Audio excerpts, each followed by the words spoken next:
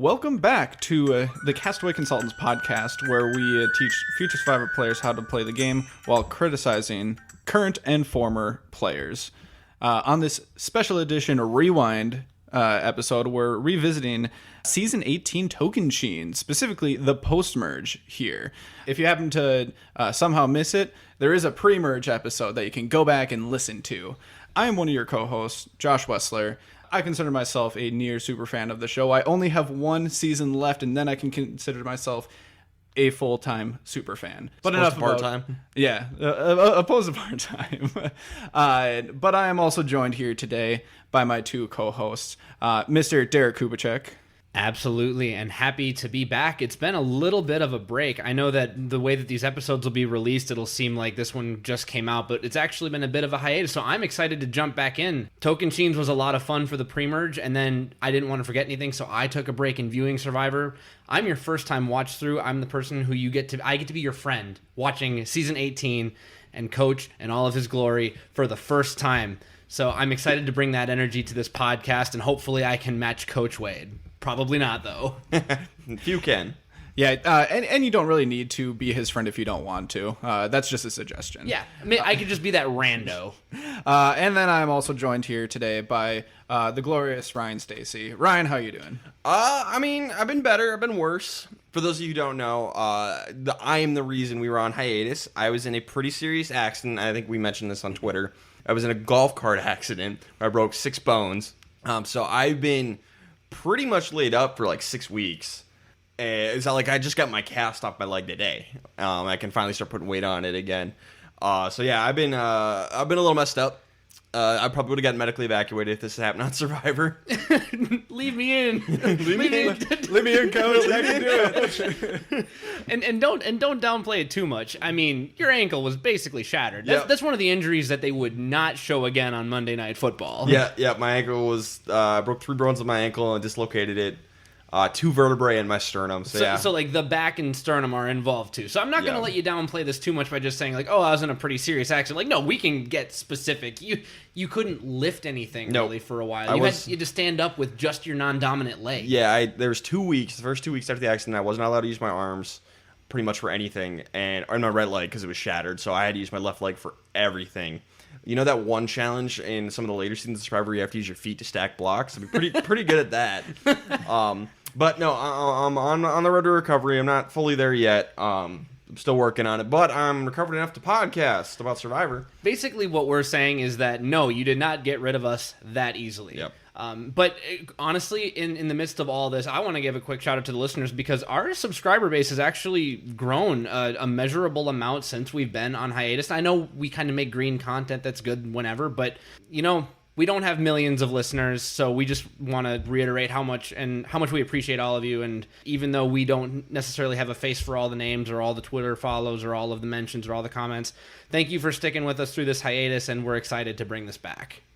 Agreed. Beyond being the guy who's super injured and messed up, I'm also the super fan of the crew. I know everything there's to know about Survivor for the most part. Not everything. Except anything to do with literally any burn book. Yeah, the burn book challenge is like the blank spot in my Survivor memory banks for some reason. There's another one. Look, the one in season 12 is so good that it made all the ones past it irrelevant. What happened? So, I mean, I've seen, this is like the 3rd time I've seen Survivor Tocantins, so, you know, I know everything. Speaking of which, do we want to talk about Must Watch Survivor? Yeah, we should probably get into that, because the whole point of this podcast is, there's like 40 seasons of Survivor, soon to be 41. If you don't have time to watch them all, but you want to get into Survivor, we're here to tell you which ones are must-watch Survivor. You should watch all of them. But if you can't, we're here to tell you which ones you need to set aside and watch. So, we're done with Survivor Tocantins, season 18. Is this must-watch Survivor? I'll jump right in and say I think this is must-watch Survivor. It's honestly been so long, and I'm a hack fraud, so I haven't checked my notes. I don't remember where I fell on the pre-merge, probably on the side that it did not, but I do believe I said the cast of characters had a lot of potential going into the post-merge, and I'm going to say I do think it is. I think there are a couple things that we can take away as just either reasserting lessons that would be good for a future player. It's amazing from an entertainment perspective.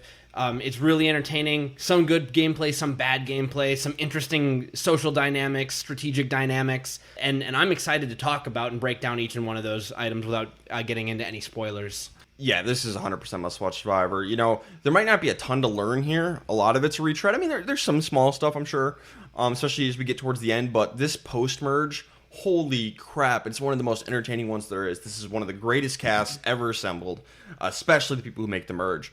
This is such a fun season, mainly because of one guy. But, like, everyone is functioning well. So this is just such a fun season of Survivor to watch, and it has one of my top 5 favorite episodes of all time. Yeah, I'm gonna have to agree, obviously, and I think I said in the pre-merge that it was not must-watch Survivor. I said it. But I think that just shows how much it is carried by the cast of characters here in the post-merge, and we do get at least one new thing or like a first that ends up happening. Not going to mention anything because of spoilers, but there is something actually new that happens here in the post-merge. So yeah, definitely must watch. So spoiler alert, from here on out, we're going to be spoiling the rest of the Survivor Tocantins. So go watch it if you haven't seen it. It's a real treat. Yeah, spoiler alert in 3, Come on. 2, Go watch it. 1. So JT plays the first perfect game in Survivor history. Let's find out if it was really perfect. Ooh. Do the numbers lie? Maybe a little bit. Maybe a little bit. Maybe a little bit. Maybe a little bit, but that's the first that I was talking about. Yep. The first perfect game. Yep. So we get our first perfect game in Survivor history. Will it be the last? We'll find out. And do you want to explain what a perfect game is? Yeah. A perfect game is you make it to the end, receiving 0 votes along the way, and then in the final tribal council, you get every single vote. Now, this does not count if you play an idle and negate votes. That's not a perfect game anymore. Like, yeah, you technically didn't get any votes because you negated them, but you still Your got name votes. was written down. Yeah, it's not votes cast against. Yeah. All right, you guys ready to get into this? Yes. All right, let's go over the cast real quick. The final 10. We have Joe Dowdle, a real estate salesman from Texas. JT Thomas, a cattle rancher from Alabama. Taj Johnson George, a former pop star from Tennessee. Stephen Fishback, a corporate consultant from New York. Brendan Sinat, an entrepreneur from Colorado. Aaron Lobdell, a hairstylist from Milwaukee. Tyson Apostle, a professional cyclist from Utah. Coach Wade, a soccer coach from Missouri. Sierra Reed, a model from Los Angeles. And Debbie Beebe, a school principal from Alabama. Those are our final 10. Let's go over our winner picks again. I had Brendan as my winner pick. I have Aaron. And Tyson was my winner pick, who I've had since the beginning. I haven't had to change. None of us have. We all made it to the merge. Woo. Congrats for us. It's going to work out for all of us. Totally. All right, let's kick off some Survivor Token Sheens. Episode 8, The Dragon Slayer. So, in the pre-merge, Coach was kind of just like amusing yet irritating character. A little weird with his grand ideas for Survivor, but nothing too crazy. Yeah, that changes right here. This is where we start getting the epic Coach montage sequences of just him meditating, doing his weird Dragon Slayer yoga poses, with the music being like Duel of Fates from Star Wars level of epic. Like, holy crap, what is happening to Survivor? And it doesn't slow down either. Yeah, don't forget cutting in an eagle noise every time we pan across Coach's face. Yeah. They've wasted so much money on helicopter shots. I'm telling you. Did they waste it though? No, they did not waste it. But like, this feels like a movie. Like, this is like this feels like an opera, like an epic opera, like a Star Wars. It's insanity, and I'm here for it. I mean, Coach is a conductor, right? Yes. And then he becomes really nice. He gets all in the zone. He starts giving everyone massages. Now we have nice Coach. Yay. Yay. meditation does wonders. Joe has a pretty hurt knee. He hurt it during that ball catching challenge in the pre-merge where JT lost his tooth. That definitely won't take him out of the game. Definitely not. We're at the merge. At the merge feast, Sierra's like really working hard to try and pry for information. Good for her. Jalapao doesn't give up anything. Good for them. Mm-hmm. Yes. Good on both parties. Now we're getting into some stuff that's bad on one party.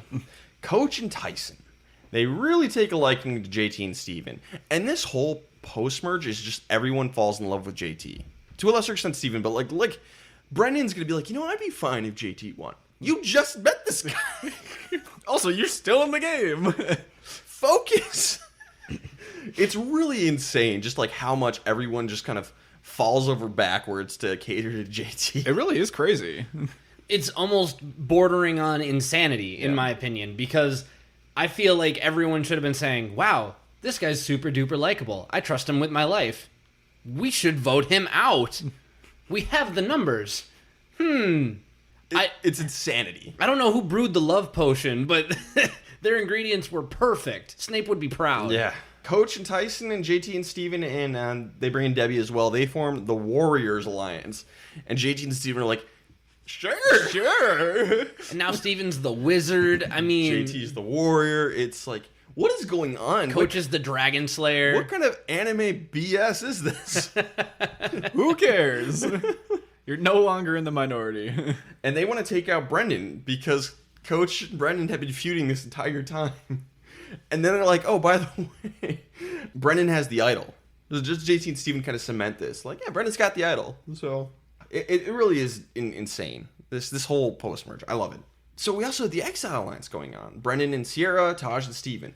But Brendan and Sierra do literally nothing to make Taj and Steven feel welcome. They completely ignore them. Yeah, this is the biggest misstep in the game, is just the inactivity by Brendan and Sierra. And it carried over from the pre-merge, too. We talked enough about, mostly Brendan on that side, if we want to fault one person in particular. Yeah. But it carries over here.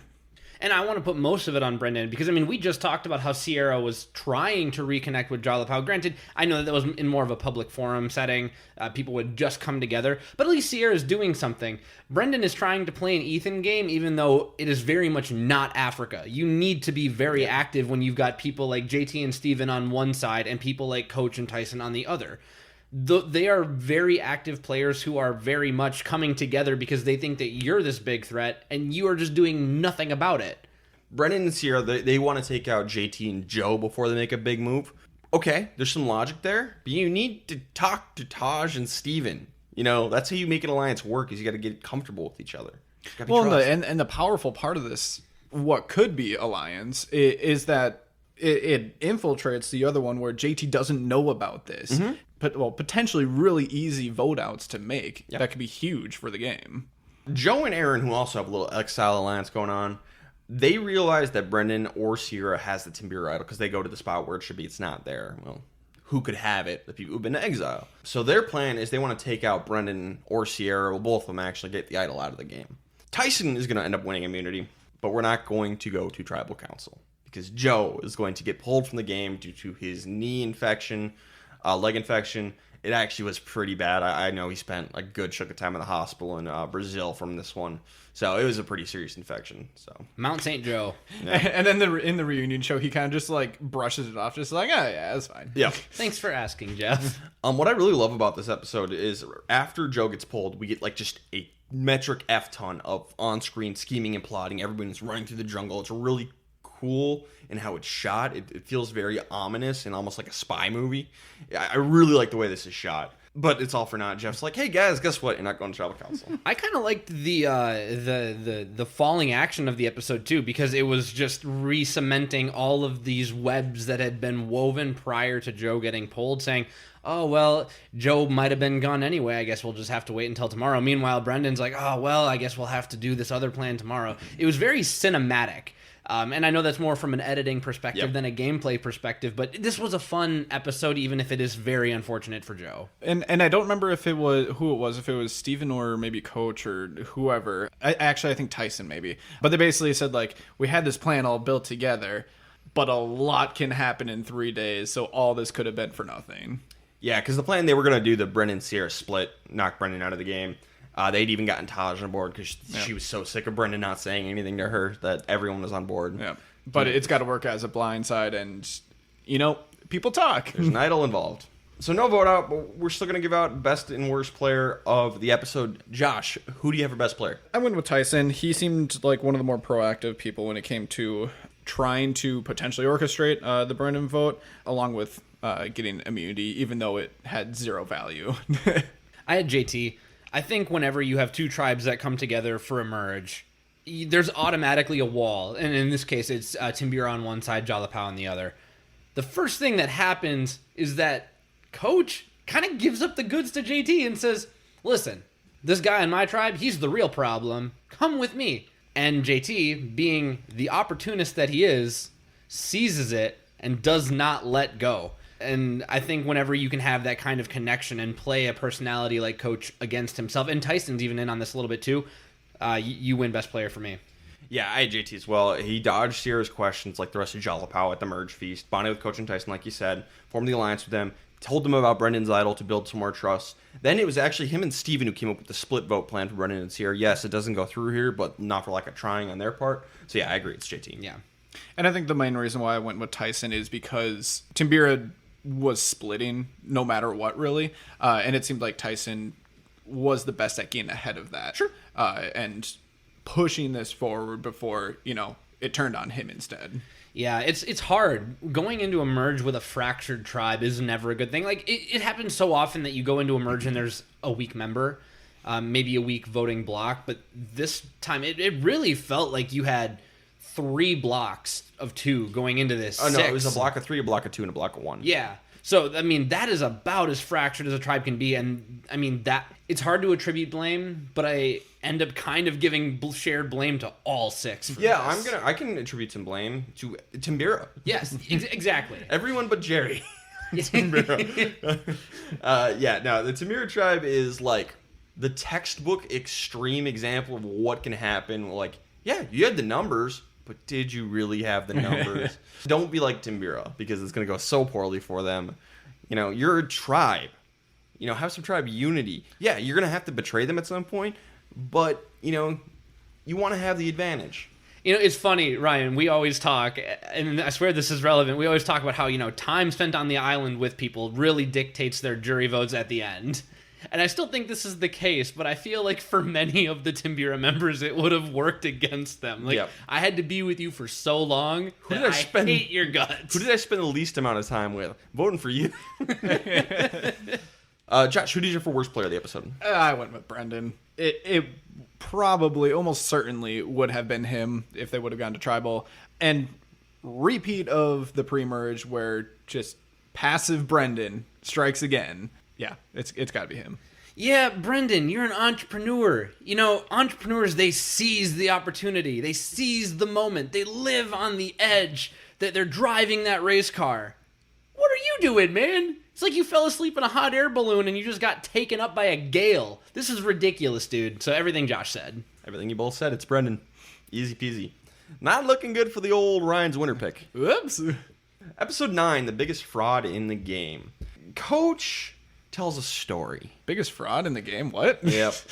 Coach is going to tell us a story about how he went kayaking down the Amazon and got captured by a native tribe who tried to eat him, but he got away. And I'm just yada-yadaing through it because there's no point in me trying to recreate this tale. Go to YouTube. Just go watch the season. It's incredible. It's just insane. And nobody buys it. My wife was watching this season with me. She has some vague memories of Tocantins from back when she was growing up. And she went to the bathroom as this episode opened, and she blinked and missed it. And she comes out, and I just had my jaw just agape. And she's like, "What happened?" I'm like, "I just heard the weirdest story that I've ever heard on Survivor, and it's honestly not even close. I don't know that we're ever gonna get close again." And so I rewound it and I played it again, and my wife's like, "Wow, what an egocentric asshole." Who is this jackass? Who is this jackass? Where did you find him? Missouri. Might I say early nominee Yep. for most memorable moment. Yeah, of the for those of you who post-merge. don't know, Josh is our memorability consultant. He does not watch every episode of the season. He watches the pre-merge episode, or the premiere, the merge, and the finale. And I originally watched this season about 2.5 years ago. Yeah. So Josh is going to give out an award at the end, gauging what is the most memorable moment of the season. And he's also the tiebreaker for any episode he didn't watch when Derek and I disagree on who was best or worst player of the episode. So yeah, Coach is insane. Sierra makes fun of him to his face. And Brendan actually trusts Coach a little bit less now. He's like, I didn't trust him much, but now, he's just lying. But let's jump ahead to the finale, the reunion show, real quick. Coach is going to bring lie detector test results saying that it proves that, yeah, this is all true. Polygraph tests are a bunch of BS, so this proves nothing. Just for the record. I have no idea if this is real or not. I doubt it. By the way, good life advice, never take a polygraph. Yeah, never take a polygraph. It can only be used to hurt you. Yep, never take a polygraph. It's a bunch of garbage. Regardless, also, Don't tell stories like this maybe on Survivor. Nope. There are people who hide their occupations. I feel like this is one of those like life experiences that can only harm you. I put it in the same category as like doing something nice for someone very publicly, like giving up reward. It's just going to be used behind your back as ammo against your character. Yep. So, Coach, don't do this, but it's going to be hard to grade Coach for a lot of this post-merge. To quote Aaron Burr, I think you go like talk less, listen, smile more, smile and listen more. Yeah. That would be how I'd rephrase it. Aaron and JT, they start a working relationship. JT's going to start to bring Aaron in. Just JT, he's got this, there's a lot of spider themes in this season. He's just building a web. Yeah, I'm not sure where all that came from, but yeah, we really do have a lot of spider stuff. JT is the spider. Yeah. He's got them all in his web. And honestly, I like this on both parties because Jalapao needs something. And granted, they've got options, but they are just accruing options. Like, Timbura is just, like, throwing them all of these bones and just, like, hanging them up in the clearance section of, like, staples. And Jalapao's like, oh! They have so many options. so much room for activity. Yeah. And Aaron has nowhere to go. And again, this is a fault of the entire Timbura tribe. Yeah. So, of course, Jalapao's like, wait, you want a home? It just so happens we've got room for one more over here. We got room for activities. So I love that we're adding this option to Jalapao's maneuverability. So we go to the reward challenge, which is tossing balls in the air, trying to break like glass plates, basically glass tiles. And they all want to like target the team of Brendan, JT, and Debbie. They'll knock them out of the challenge because it's teams of 3. And Brendan's like, "Why are you going after us? None of us has ever done this before." And Coach is like, "I have." Shut up, Coach. Like, who cares? Who is this jackass? And you said confirm that he's just messing with him, Yeah, right? you thought it would be funny to say that just because it's ridiculous. Nobody's ever done Great this in their decision. lives. So Brendan, JT, and Debbie do win reward. They send Steven to exile just in case there's idols going on. Just, why not? I think this is a good move. Send an ally to exile. Still the right move. Yeah. Brendan at this point this is where he falls in love with JT and wants him to win. I have a lot of questions and no answers for you.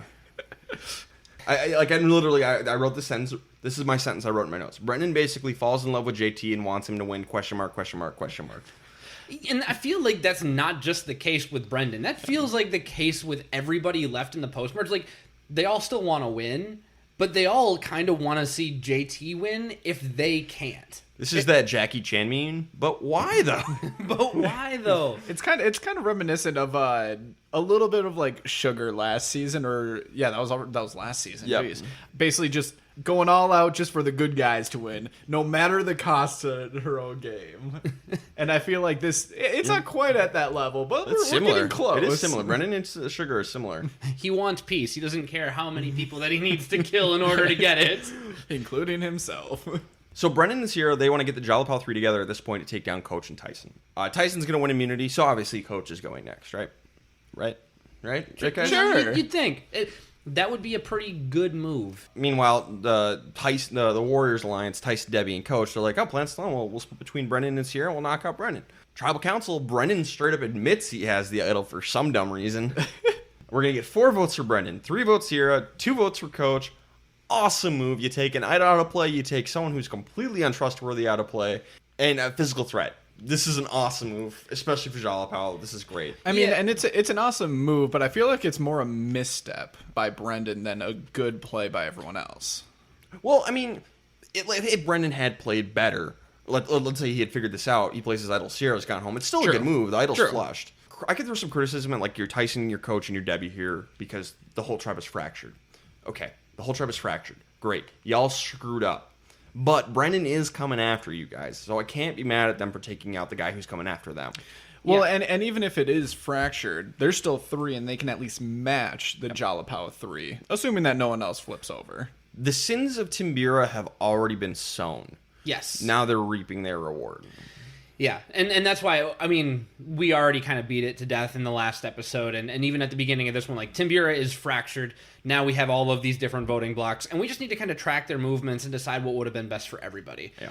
And I think it's just as good a move as any for Jalapao and the Warrior Alliance to come together. Jalapao and the Warriors 3? Yes, yeah. This is turning into a Marvel movie really fast. And trying to vote out Brendan, who would be great if he doesn't play as idol. And then obviously you have your contingency in Sierra, where if she goes, okay, well, who cares? You can get Brendan next time. And we get Sierra out of the game, which is a good thing because she sucks. And Brendan, man, listen, the way that the idols were hidden this season made it so likely that you had it. So I understand why he admitted it, because, like, come on, everybody, they don't know, but they know. No, the no-nos were on season 4. I see what you did there. There are bugs on this season, too. And play your idol if you're just going to admit it.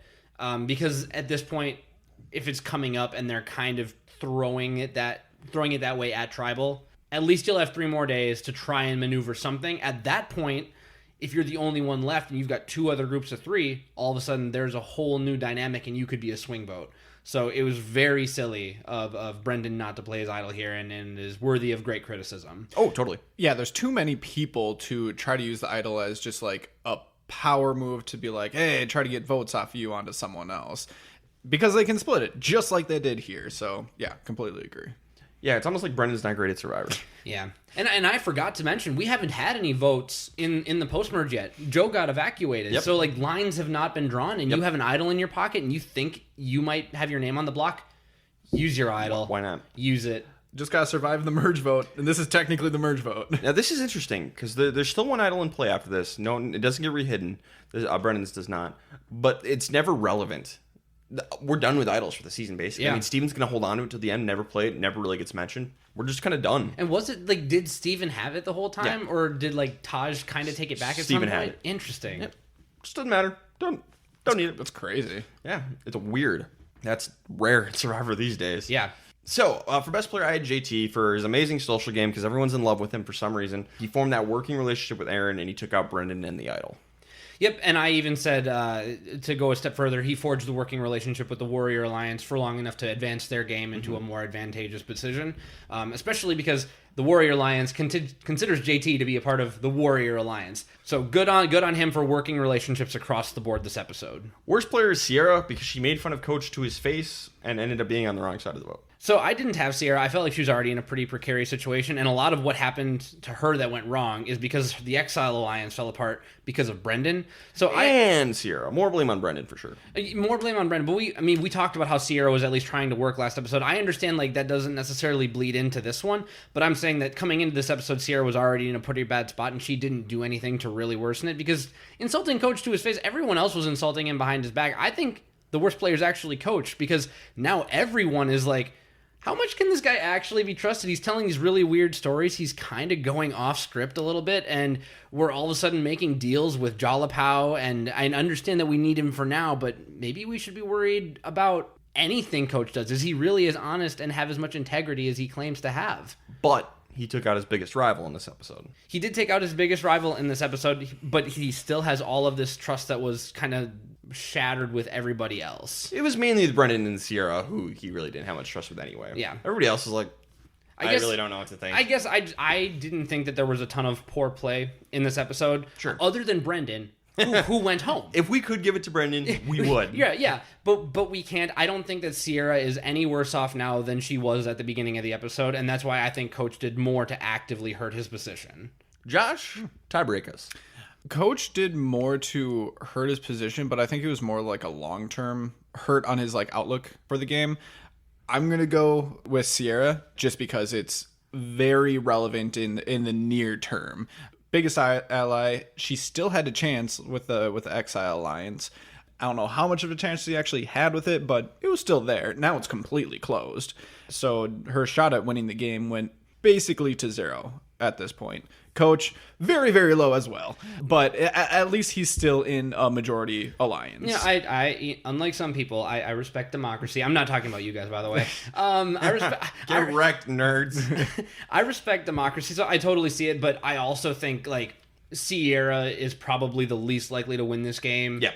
even if Brendan doesn't get voted out. I think that she would lose on paper to anybody left in the game before this episode even started, and even before the merge started. And I don't know that ever changes. This seems like a good spot to do this. Because I always do this. I always rank the players from most likely to win to least likely to win. Yeah. Starting with the jury. So here is the order: JT, Steven, Taj, Tyson, Debbie, Brendan, Aaron, and Coach. I have it at the exact same level because I can't figure that one out.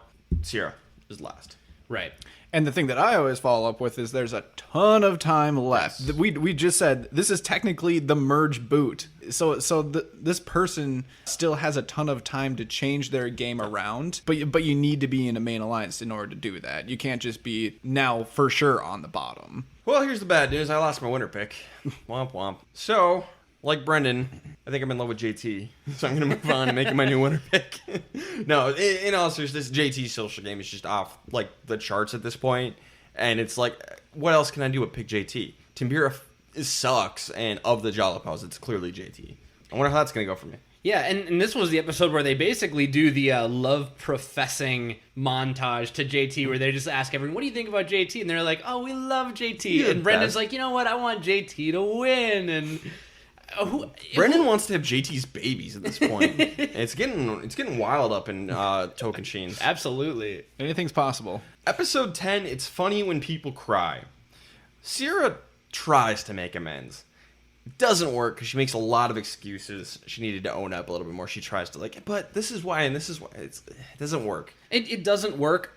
To be fair to Sierra, and don't get me wrong, I don't particularly enjoy Sierra as a player. I feel like she was put in a really bad position to start off, but ended up kind of playing victim for a lot of the season. And this is obviously Sierra the player. I don't know Sierra the person, so I can't speak on it, and obviously I don't do research. If you're listening, Sierra, just know that. I think that the fact that she was put on the outs on this tribe on day one, and then there's a Coach and a Tyson on this tribe, Tyson version 1.0. She was already on the outs, and she's been on the outs ever since, and has been at the mercy of all the playing that's going on around her. I mean, she got back into it for a while. I wouldn't say she got back into it. She got herself off the chopping block, but there's a difference between off the chopping block and leader of the pack, setting the pace. Oh, well, yeah, I know when I was saying she's the leader of the pack. Yeah, and I understand that. And it's because Timbira turned into this sort of like civil war thing, and everyone just forgot about Sierra for a while. So even if what she's saying is true, though, you're still right. You can't be making excuses because it's going to come across as like disingenuous. Yeah, disingenuous, backpedaling, a little smarmy. Yep. So you can't do it even if it's true, and that sucks. The truth does not always set you free, especially not in Survivor. So she and Aaron get in a fight about it. Tyson's a huge jerk to her, which is very funny. Tyson's gonna get what he deserves, though. Yeah, but it is really funny. There's poetry here somewhere. Sierra's like, I just don't even think I was the mastermind behind all this. And he's like, oh, I don't think you're the mastermind. I don't think you're smart enough to be the mastermind of anything. I think he might even say something. I don't think anybody thinks that you're the mastermind of anything. It's so mean. It's honestly to the point of cruelty. I love Tyson as much as the next person. The montage of like Sierra dunking in this episode was plentiful. Yeah. And I don't like Sierra. I on a personal level, I feel bad for her. I'm still laughing very hard at this episode. But she ends up lashing out at Debbie. Yeah, it's not great. JT, Tyson, Debbie, and Aaron all win reward. They send Steven to exile again, but this time they think Brendan's idol might have been put back in the game. Makes sense. Send Steven. But there's no new idol. Really, really odd for Survivor not to put a new idol in the game. This would never happen now. Yeah. But at least he can confirm it. Yeah, he's got it confirmed. Modern Survivor, it would be a Hydra style. One idol goes out, two come back in.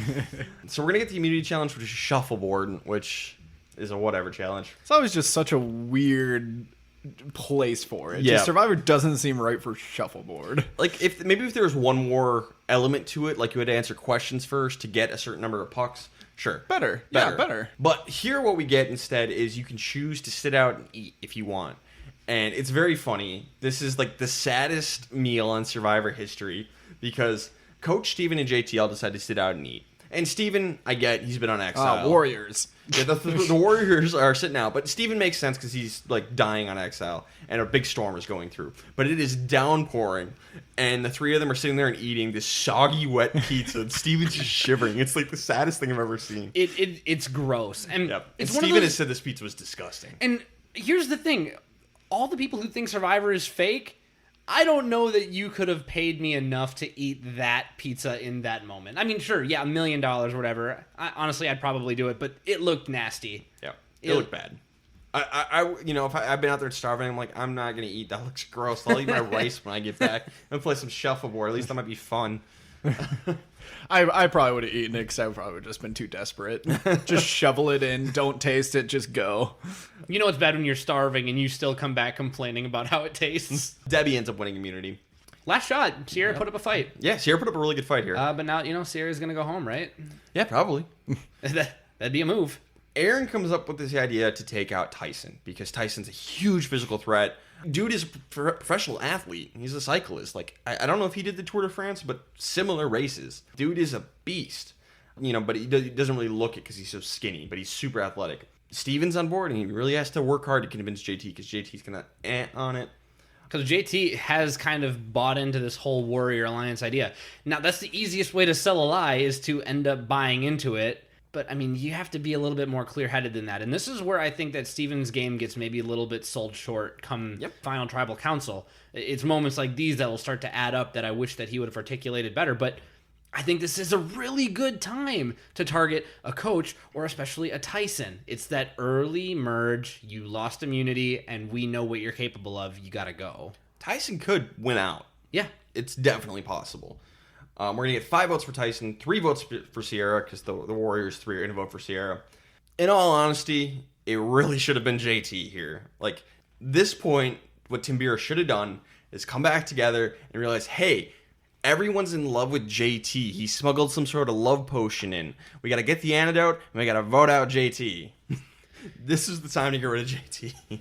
There will be other opportunities that I think that JT should have gone. I still think that Timbira is too fractured for me to even try and reconcile that into a what-if scenario. So I really like the move. What is this, Marvel What If? Yeah, this is Marvel What If. What if Timbira was better at Survivor? If Timbira was better at Survivor, then JT would have been gone yesterday. Yeah. But since we are here, I think that Tyson is a perfectly good target, and I understand Aaron's willingness to flip, because I do think that even though Brendan is gone now, she was still pretty low on that Timbira totem. I understand why Aaron and Sierra voted out Tyson. It makes complete sense from their parts. So I'm going to go back to Tyson, Coach, and Debbie for not making Aaron and Sierra feel like part of the tribe. So it really isn't the 3 of them that Tyson goes home. But if the 3 of them had played optimally, they would have gotten Sierra and Aaron on board, and they wouldn't have been jerks to them, and then they would have knocked out JT. So if we're talking complete optimal strategy, which I cannot really actually ask from these people, right? But in a vacuum where all of these people are perfect robot Survivor players, they vote out JT. Mm-hmm.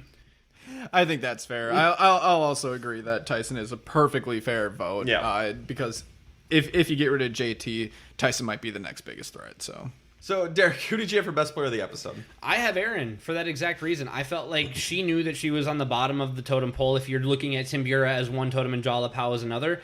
And another thing that it does to advance her position in the game is it weakens this sort of cross-alliance warrior 5-some, 6-some going on, and it allows her to wiggle in a little bit more and have a place amongst this merged tribe of Forza. So everything that Aaron did to suggest the Tyson vote, drive it, and yeah, credit to Steven for being able to convince JT to do it, but I want to give credit where it's mostly due, and that's with Aaron. Yeah, no, I'm all that onto that. She was also won a reward so she could send Steven to exile, which was a good move for her. And then she saved Sierra, and Aaron can beat Sierra and maybe Coach. Coach could maybe beat Aaron. I really don't know. But that's someone she can for sure beat. And that's the only person she can for sure beat. So it was great for Aaron. How about worst player? I said Coach. Mostly because we didn't really see what was going on with Debbie so much. And we do know that Coach has this sort of undying trust with JT. I don't want to say unfounded, but there's not much holding it together other than this whole idea of iron sharpens iron and man so hardens another man or something like that. Phrasing. Whoa. I think that's what Brendan wanted to do to JT. We're not going to get off of this. Focus. So he was on the outs because he was too focused on this beautiful picture in his head, this mosaic of the Warrior Alliance, and he got blindsided because of it. I guess not him personally, but his alliance got blindsided. So, Coach, he sat out of the challenge. That's not really good for your Warrior reputation. Trying to get rid of Sierra, one of the only people you can beat, the one person you can for sure beat, bad. Being tricked by Jalapao, bad. It's Coach. It's terrible. Love it. So Tyson's going to come back. Is that something we want to see? I think so. I think he had kind of a boyish arrogance to him. You know, he wasn't Spencer Young or Spencer Green, but he definitely had this air of like, I am going to go all the way. I'm going to go with Coach. I've got this easy pathway to the end. I'm not going to get outsmarted by this like nerd from New York and this Southern boy from Alabama. And then did. And he ended up kind of being his own downfall and writing the ending to his own epic poem by going out before Sierra. So I think that he'll be able to come back and not make those same mistakes. I'd be excited to see him. Yeah, I honestly remember being a little more on the fence my first time watching, but overall fine with him coming back. I feel like we just didn't see a whole lot from him. But the times that we did see were more the goofy stuff more than anything, along with some mean comments, but usually comical mean comments. I love Tyson. I relate a lot to Tyson, not in terms of athletic ability at all, but the other stuff. And especially not in your current condition. Definitely not in my current condition. I love Tyson. I think he's hilarious. I think he's one of, if not the funniest Survivor players of all time. Bring him back for every season. I'm down. And I think you can make that judgment a little more after this season. Totally. I'm trying to put myself in the lens of when I watched this the first time. I'm definitely biased because I listened to a podcast that he does with Rob Cisternino every week called News AF, where they just talk about wacky news stories. And Tyson's hilarious and really knowledgeable about Survivor. So I love listening to him. I think he's funny. So I'm biased for sure. Honestly, what sells me, and I'm like you, Josh, I try to put myself in a vacuum. You know, this is the first time I've seen Tyson. I haven't seen him any other time, right? So in my head, this is the first time I've seen Tyson. I think it was on his voted out confessional that really, like, I would have said, yeah, I'll take him back. And then in his vote out, he's like, wow, I got too full of myself and I lost to Sierra. Wow. So like he has this very immediate sort of like wake up reminiscence on what could have been and where he went wrong and what he did. And I feel like the fact that he was able to kind of turn that abhorrence and some of that animosity off and be like, yeah, it was a game. I was having fun. I love to see that. I like to see that, especially from really smart, really strategic, really funny players. So that was kind of what sold it. Yeah. Derek, you lost your winner pick. I sure did. And I'm the only one standing. Josh is the only one standing. Team Aaron. Take that, losers. Yeah, I'd have lost the over-under on that. Yep. Most people would have. So, not to, pile on, but it really is turning into an everybody loves JT, and especially after one of the three members of the Timbura side of the Warrior Alliance gets taken out, it's really hard to go against someone like JT based on not only edit, but strategic position and the loyalty that he has with Taj and Steven. That's a very strong block of three with a lot of tenuous relationships outside of that core structure. So JT. So I will actually say that yes, I still have Aaron as my winner pick, but I do remember my first time when I watched this that I was actually a little bit more on the Steven side than JT for who I would have chose at this time, or like who I thought just real time could have been the winner, just because it seemed like Steven was a little bit more of the person to be pushing for the strategic agenda for the two of them. Now that ends up changing throughout the season, but I'm just saying, like, in this moment, I remember myself leaning a little bit more towards him. Yeah, and the reason that I didn't go with Steven, and this is very edit specific, and maybe Superfan here can tell me if I'm wrong, but I don't remember a single confessional from episode 2 through now where Steven ever had a confessional where he said, everybody loves JT, I need to cut his throat.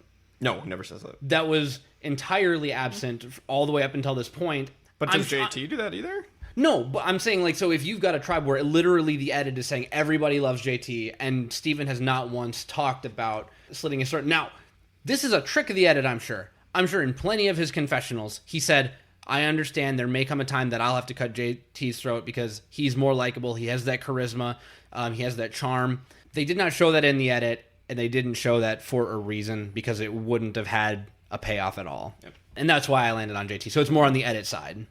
Episode 11, they both went bananas. JT and Steven tell Coach and Debbie, like, hey, we didn't want to put you in an awkward spot, like having you guys vote out Tyson, so we just thought we'd relieve you of that burden. And so you didn't get put in an awkward position. You're welcome. And Coach and Debbie play it really cool, but they're like, we might be in trouble. You think? Uh-oh. Here's a pro tip. If your ally gets voted out in Survivor, you might be in trouble. We're going to have a burn book coconut shop. Another one that I forgot. And of course, I immediately message Ryan, another burn book? Dude, are you serious? So Sierra gets absolutely dunked on, which is funny. To no one's surprise, No one's surprised. But here's the boot order. Sierra, Coach, Debbie, Aaron, JT, and Taj. Very bad on Jalopao because they're the final three. Wow, I was about to ask, did anyone play this well? But you just answered it. Hey, Timbira, Anchor in trouble. Steven wins reward. He's going to take JT and Taj with and send Aaron to exile. Horrible. This is so bad. Send JT to exile, and then take whoever on reward. Take Coach and Debbie. Taj and Aaron will know it's fine. You're trying to play cool. Don't give everything away, man. Honestly, send JT to exile, I think. Send JT to exile. Yeah, at this point you should know that there's no additional immunity idol, so you don't need to worry about that. Or send Sierra for the lulz. There were plenty of answers. You could have been Sierra, but maybe you want to keep her as a number just in case because, you only have so much wiggle room, and Aaron did come over from Timbira, and now she has flopped. There's no reason she can't flip back. Aaron is probably the single worst choice to send to exile. And he justifies it like, oh, she gets it. We wanted to keep it in our alliance. Well, here's the thing, buddy. I don't know that sending Aaron to exile cements her alliance with you. This thinking does not work. Ryan, if we're ever on Survivor together, I'm sending your ass to exile. I'm doing the same to you. Yeah, okay. I'm glad that we've had this discussion. We're still friends, right? Yes. We can still work together, right? Absolutely. You won't scheme against me at that moment? Well, it depends on the situation. No, and here's the thing. This is the biggest red flag. The Jalopao red flag. Coach, Debbie, Aaron, and Sierra. In the pecking order from who can win to who can't win, they're the bottom four. The three people on Jalopao are the three they need to take out, and they don't see it. It's crazy. It absolutely... It's honestly unforgivable. It really is. Because the number one thing I would do after every vote, if I'm on Survivor, is where am I... If final tribal council is tomorrow, where am I? How do I move that needle? What move do I need to get in front of the next person, or to turn this dynamic on its head? They're the bottom four. You need to come together, and you already know each other. Be like, we hate each other, but do we really want JT to win this game? And then they all looked at each other and said, yeah, we do want JT to win this game. And then they did nothing. They're like, all right, I guess that's it.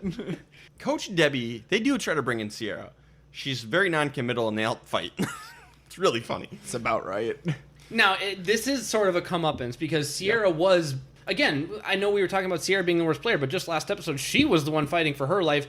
Throw me a bone. She was making conversation with Debbie. She was making conversation with Coach, and Coach is like, well, baby girl, you made your bed. Now you got to lie in it. And, she's just there, tears streaming down her face. Don't vote me home. I can be useful. And they didn't give her a chance. And so now, 2 days later, she's in the power position. She's like, you made your bed. What do you want me to do for you? And I'm sure that was satisfying, but it was a terrible move. Oh, it made for great TV. Which is why this season is fantastic. And it's honestly, this leads into, because Debbie's been a very quiet player.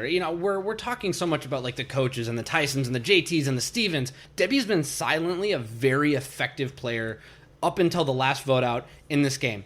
Now that she is no longer playing from the top, you can see how different it is to be on the bottom, because she tries something, it doesn't work, and I understand you're in a fragile emotional state, but she blows up. Yeah. She falls apart. You need to be able to stay cool under pressure. You're a principal of a school. I know you deal with some... Middle school principal? You deal with some really mean parents, Debbie. My wife is a middle school teacher. And kids. Kids. The parents are worse. I'm guaranteed. I'm sure the parents are worse, but the kids also suck. We can all say that middle school kids are basically sociopaths, but the parents are worse. So I know that you can be cool under pressure, but you weren't here, and it's because you were not used to not being in power.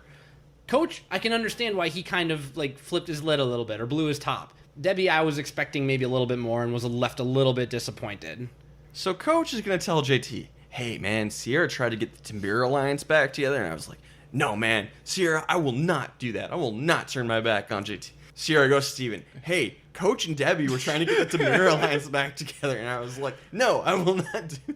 But Sierra's telling the truth. Coach is lying. Mr. Honor and Integrity himself. Yep. No, don't get me wrong. I'm happy that he's It's a good move for Coach. Yeah, I'm happy he's doing this. But then he's still going to, like, here's the thing. You're going to make everybody hate you by being like, I never told a lie. I have all this honor. And then you're, like, immediately doing this sort of underhandedness. Now, if you'd been at least to the camera in your confessionals, like, oh, yeah, I'm going to sell this right up the river that I'm honest and you can trust me. And then I'm just going to, like, stab them in the back. Get to Final Trouble Council and be like, that was all a ruse. Yeah, I'm full of crap. But I'm a professional poker player, and I was here to stab you all in the back. But we have kind of that Boston Rob situation where, like, come on, you can be a little bit real with us in confessionals here, but he's such a cartoon. Yeah. And honestly, I think he's deluded himself. I think so, too. I think so. He's convinced himself that he is playing honorably now that he's not in a power position. This is the only way to play with honor from the bottom. I believe that he's crazy. But he is going to win immunity because it's a grappling hook immunity challenge, and I do believe Coach has used grappling hooks in his life at some point. That's fair. I buy that completely. None of us have ever done this before. I have. I believe you this time, Coach. Sierra ends up confronting Coach and Debbie to prove her point. Everyone believes her. Yeah, Coach is lying. Coach is a liar. But JT and Steven still want her out because she's kind of a wild card and she's just making everything more complicated. Yeah, fair. That's fair. Tribal Council, 4 votes for Sierra, 2 votes for Debbie, 1 vote for Steven. Both Aaron and Taj refused to vote for Sierra because they knew she was telling the truth, so they threw their votes away. This should have been JT. Really should have been JT. Tamira needed to come together and knock out JT. Or, Debbie would have been better than Sierra because Sierra's not a threat. And here's the other thing. But Aaron going along with this, she can't win the game anymore, I don't think. I mean, maybe against I think Coach. she has a shot against Coach. I mean, we'll never know. I think she has a good enough shot, but... I mean, even on top of that, you don't know that. I don't think that they know that it's a final 2. Yeah. If this is a final 3... So you all... I think we actually covered this a season or 2 ago. Always assume that it's a final 3. Yeah, this is a final 3. Aaron's lost. Yep. Guaranteed. Yep. Aaron and Coach have lost the game at this point if this is a final 3. This is bad. Who voted for Steven? I think it was Aaron. Aaron voted for Steven. So one of Aaron or Coach can no longer win this game. I'm not sure which one it is, though. Take that for what you will. Best player. I had JT, kind of by default. He reassured Coach and Debbie. He made a decent move for himself in getting rid of Sierra. That's no skin off his nose. It's not great, but everyone else was terrible. Because Steven and Taj didn't vote correctly. Like, she refused to go along with the plan. Yeah, have you ever seen season 1 of Survivor? Don't throw away your vote. Steven won reward and handled it horribly. And sent Aaron for no reason. Coach and Debbie handled this poorly, and Aaron, I don't think, can win the game anymore. And she threw away her vote. So everyone is terrible. JT was like, fine. He's baseline. I'm honestly not even going to give that credit. I know this is controversial doing it with this many people. I gave NA. I thought that everybody played like absolute horse crap this episode. Because even if JT, like, getting rid of Sierra is no skin off his nose, it's still the wrong move. Now is a perfectly good time to get rid of a Debbie then, who is a much craftier, much more strategic player. I agree. So I think that literally everybody basically made every wrong move, and I refuse to give credit to any of it. Because it's all bad. It's entertaining. It was all bad. So now, would you agree that JT was the least bad? I would say that he was the least hurt, but I think that when Jalapao made up their mind to vote out Sierra, I'm kind of giving equal credit, because everything that else that happened in this episode was kind of a big nothing, like it was kind of filler. So they all chose jointly to get rid of Sierra, so I ding them all for getting rid of Sierra. And if I'm just looking at this episode in a box and not how this has ramifications further in the game, or how it's coming off of a really cool Tyson Blindside last episode, everyone played like absolute horse crap, and I refuse to give out a best. I understand if Josh has to give it to JT because he's Josh. He likes to alleviate and harmonize and all of this, but this is all crap. So Josh, you have a tie, but you have the choice between JT and nothing. I can give it to no one. Like, you can, it's just you rarely do. Yeah, I rarely do. And this is another one where I'm not going to. I'm going to side with Ryan here and give it to JT. Just because, I would say mostly because he can be considered the front runner at this point, and any attention that's not on him is good. Even if it might not be the best move for him, or even if like everyone acted negatively, I can still bump him up just a sliver enough to say like, sure, good enough. And give him the thumbs up. If I can rephrase what you just said, rather than bumping him up a sliver, can we just bump everybody else down just a sliver and he just stayed the same? Sure. That would make me feel better. I still refuse to acknowledge anyone with getting anything that says the word best on it. I would say, because even... We'll get least bad player of the episode. At least, if we change it just for this episode to least bad player, then JT wins in a landslide. Say, even if JT has just a zero-sum episode and everyone else was negative, that's good enough for me to give him, quote-unquote, the best. For worst player, I had Coach, because he fought so much with Sierra. He got caught in a lie. He got rid of Sierra for some dumb reason. He couldn't bring Timbira back together. If this was a Final 3, Coach can no longer win. Horrific gameplay. It is Coach, and that's despite the fact that he won immunity, because the edit that Oh my gosh. the edit that surrounded Coach was so sporadic and haphazard, because he was almost the narrator of his portion of it, and it was so disheveled and so weird. You couldn't make sense of it. I talked very poorly about how Debbie handled the situation from being a player playing from the top to playing on the bottom, and then she lost immunity. But Coach was still worse. And so, he won immunity. So dishonorable mention to Debbie for playing very poorly from the bottom, but Coach is the worst. Oh, dishonorable mention to everybody except JT as well. Yeah. Just want to make that clear. Yes. Episode 12, The Ultimate Sacrifice. Coach is really pissed at Aaron and Taj for the rogue votes. They didn't have, the honor to, write down who they wanted to vote. Vote for Sierra. They took the weasel way out, which JT's going to do later, and Coach is going to give him praise for, but whatever. Wow, it's almost like Coach is inconsistent. Oh, my God. Double standards? Debbie decides she needs to break from Coach. Yeah, fair? Yeah, I mean, yesterday was a better day to do this, probably. And she goes to the others and is like, hey, Coach should go next, right? Hey, guys, JT, Steven, I'll tell you what. I love you guys so much that if I win immunity at the Final 3, I'll give it up. You guys can have it. I'm fine with third. And JT and Steven are like, BS. They're like, no, she's full of crap. She's such a liar. Absolutely not. Dial it back. Dial it back, Sean Penn. Okay, so is this... It's a good move for surviving a vote. Is this a good move to win the game? Because I really don't know who Debbie can beat, but she can beat Coach. She can beat Coach. She can beat Aaron. Honestly, so is this the... I mean, yes, having the attention go to Coach, get Coach out, fine, you last 3 days. At this point, I would try to be making a move towards winning the game. You're at final 6. You need Aaron, you got to force the tie. Just go for it. You got to. And hopefully you can get to the end with either Aaron or Coach, and you'll win. We get Survivor auction, video messages from home. Really nice moment. Everyone gives their money to Taj. Way more money than needed. She just gives it all to Jeff. Yeah. She ends up only giving him $20. Eddie George. A little video message from Eddie George. It's great. And then, see you back at the camp. Taj has no idea what she just missed. And Jeff's like, did you hear that little bit at the end? Taj, did you catch the thing at the end? What did he say? See you back at the camp. Oh my God! Taj freaks out. Yeah, Eddie George is here. There's a twist, though. Taj can get the loved one's visit for everyone else in the game if she agrees to go to Exile Island. No, duh. No, really. Oh, no, I'm going to go to Exile Island. decision. And then immediately says what's on everybody's mind is like, I want to go into those bushes for a conjugal visit.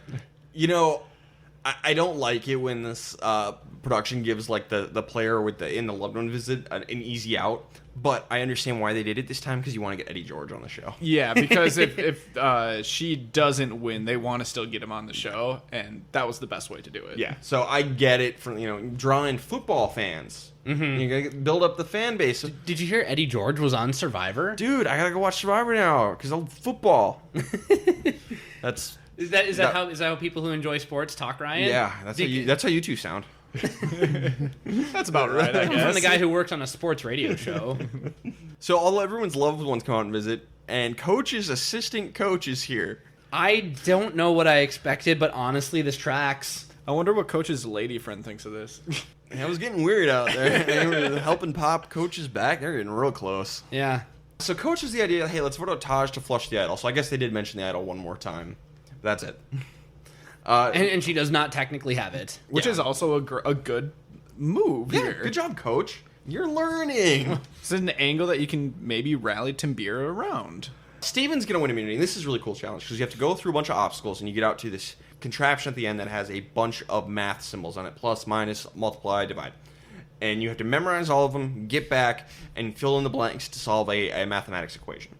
and everyone is going out and back, and like 3 or 4 at a time. I think there's 10 digits total.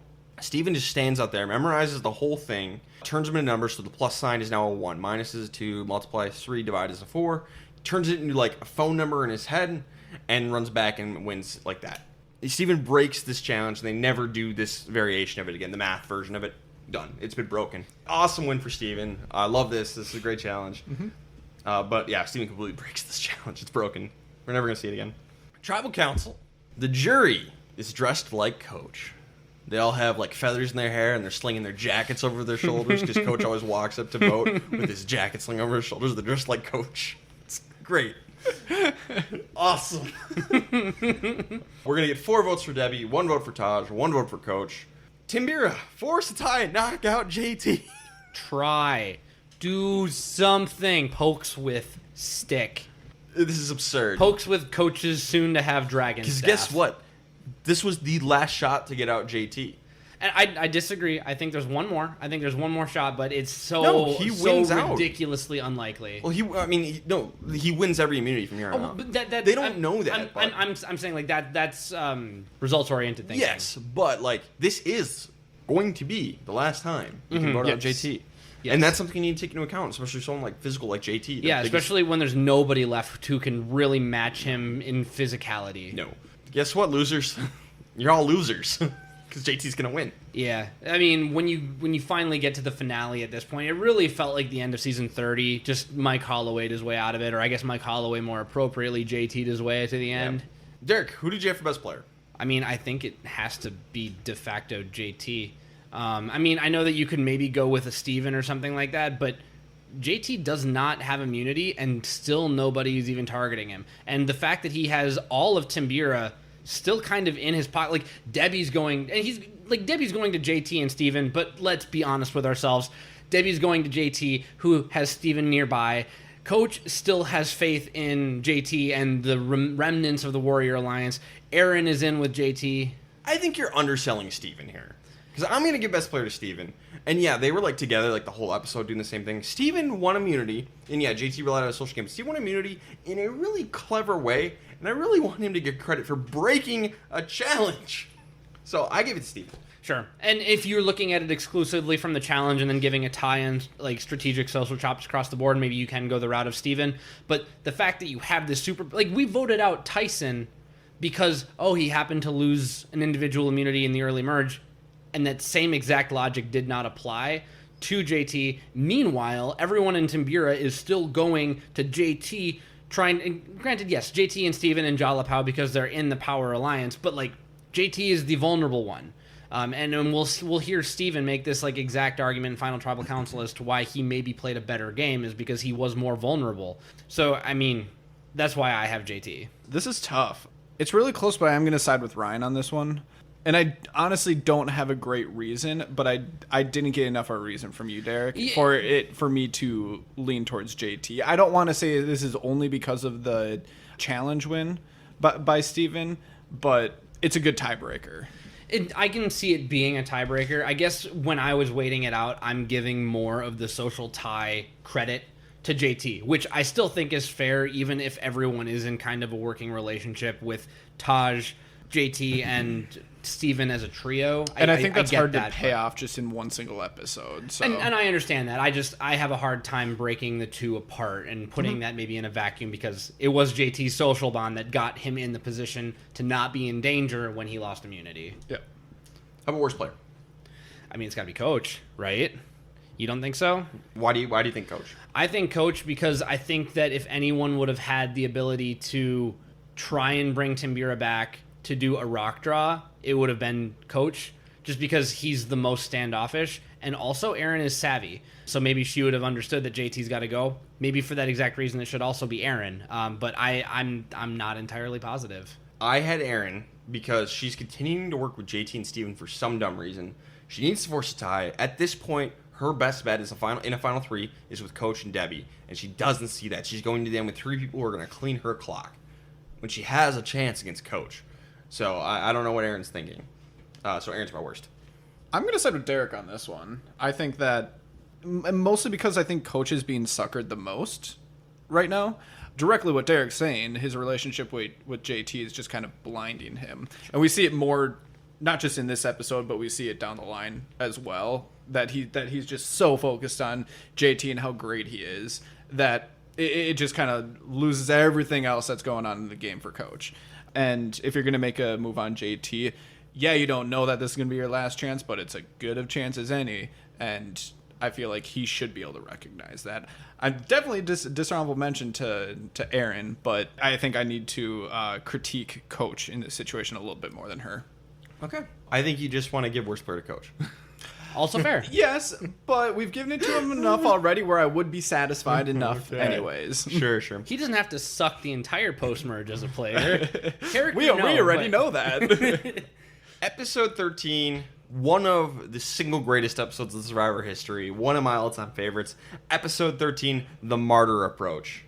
Coach is absolutely stunned by Debbie's betrayal because everyone else is like, hey, Coach, Debbie was coming for you. We saved you. You're welcome. She voted for you. And Coach is like, wow, they all really like me, and they wanted to protect me. What great people. What a sucker.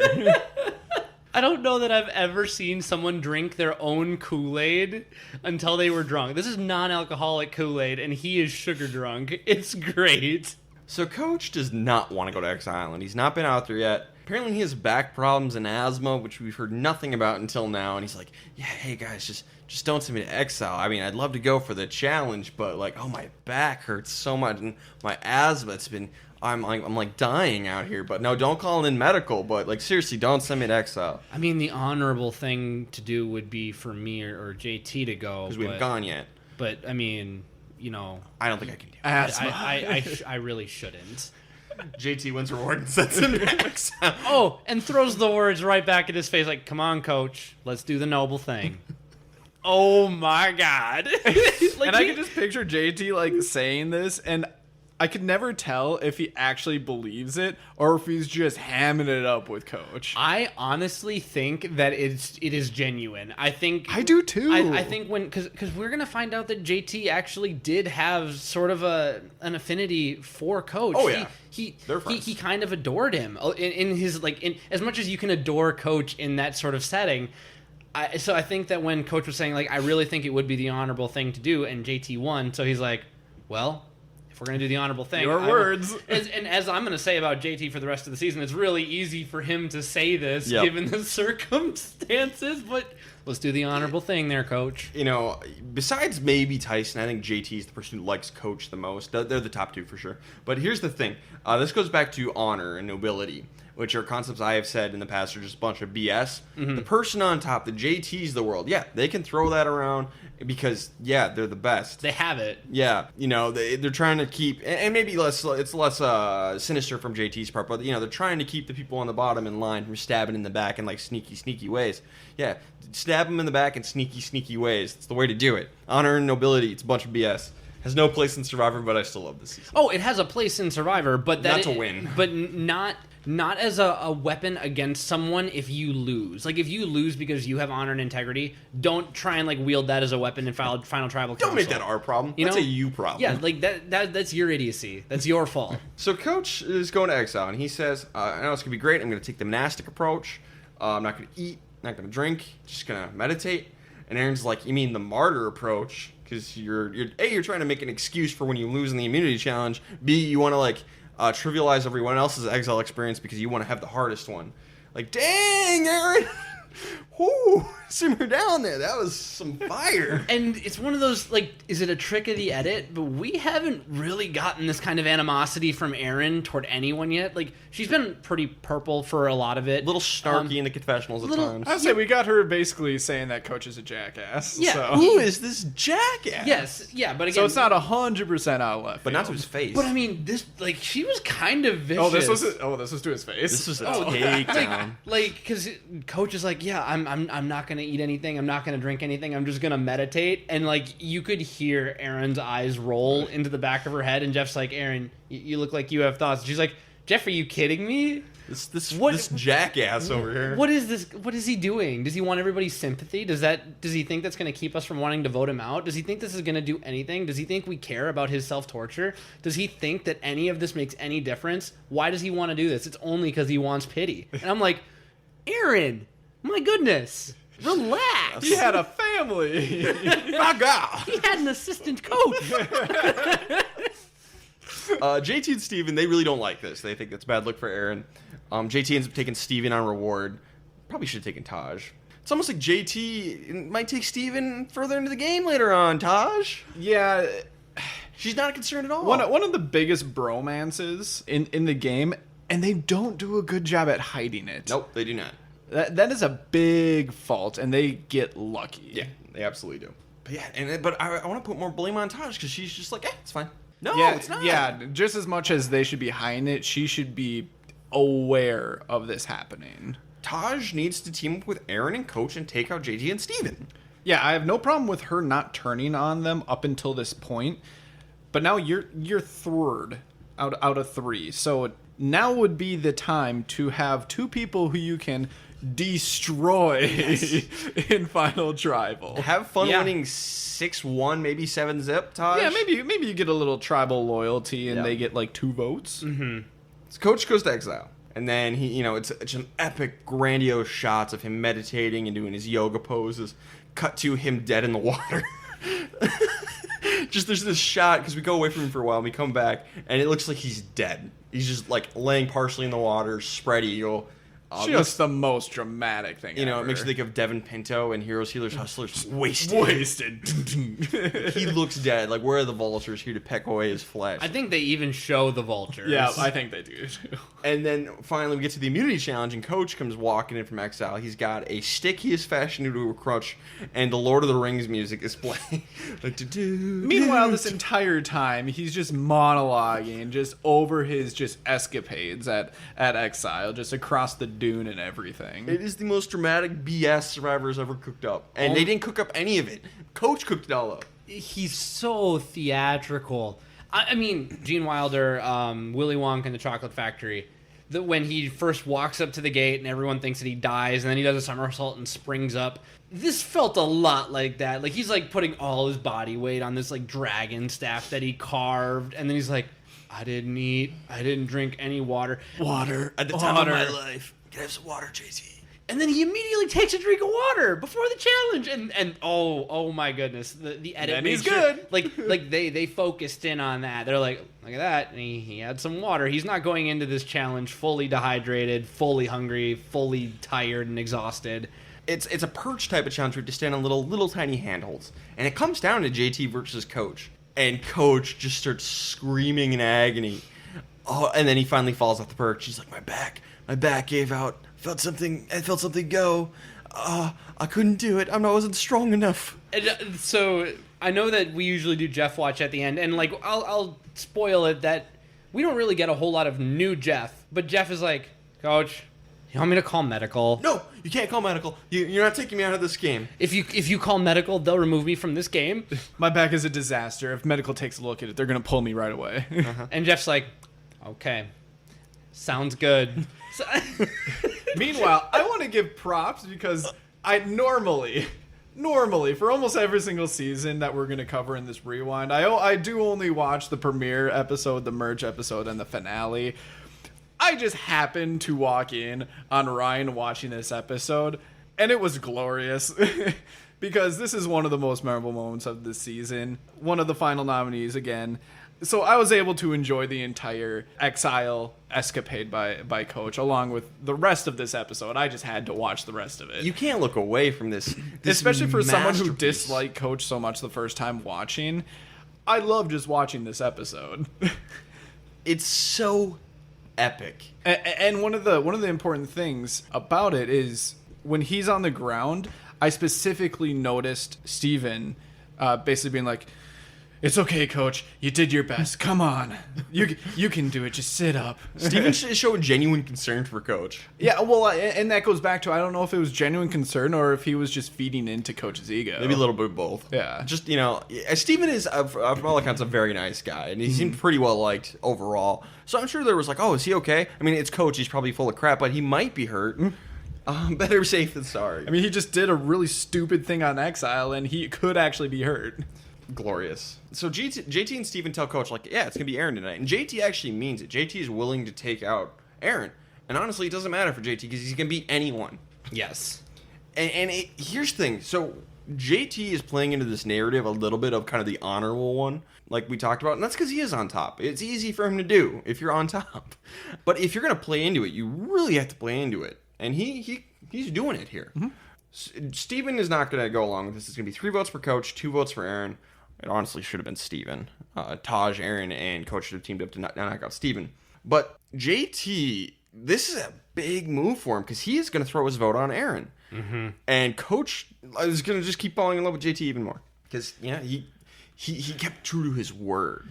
It's really interesting because, I mean, I've been pretty open on this podcast that I don't think that I could be a JT. I know myself well enough that is not how I win the game of Survivor. So I'll never be in this position, and I'm sorry, everybody, but you're also probably not JT. You're not Tom Westman.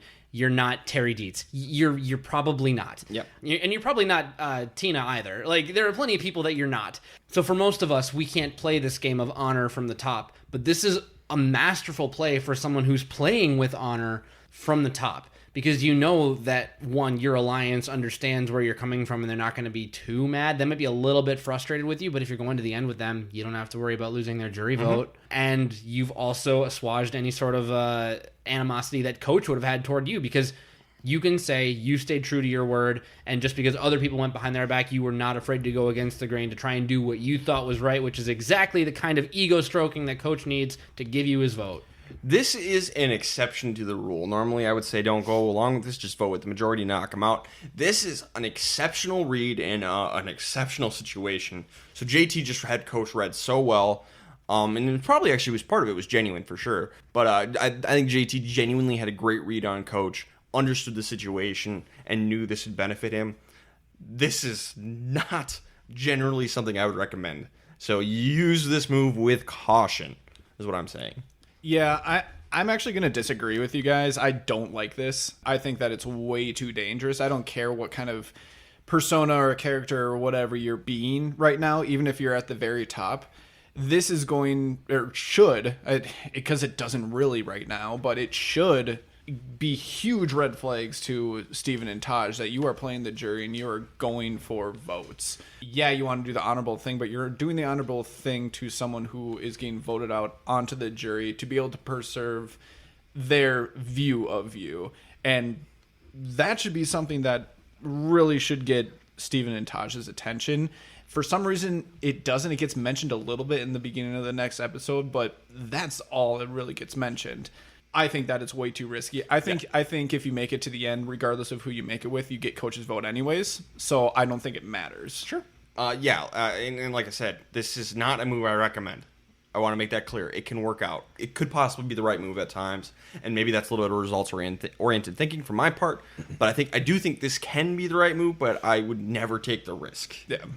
And I think you're right, Ryan. It's such a nuanced situation. And if it wasn't this whole, like, iron sharpens iron, so man sharpens man, or strengthens man. So, like, because of the dynamic of how the Warriors Alliance umbrellaed a little bit of Jalapao, a little bit of Timbira, at least JT can still stand on this idea of honor and integrity because, like you said, he has to play into it.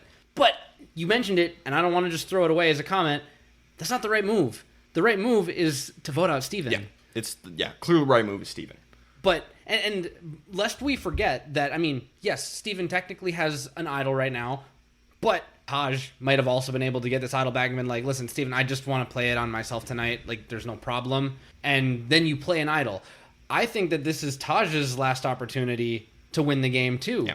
And so the fact that she does not have the foresight to try and do something, or we don't see anything to do with it, maybe she did say, hey, Steven, can I have my idol so I can play it? He'd be like, why? We already know what's going to happen. You don't get it. And then they just didn't show. But I would love to believe that they would show that if it happened.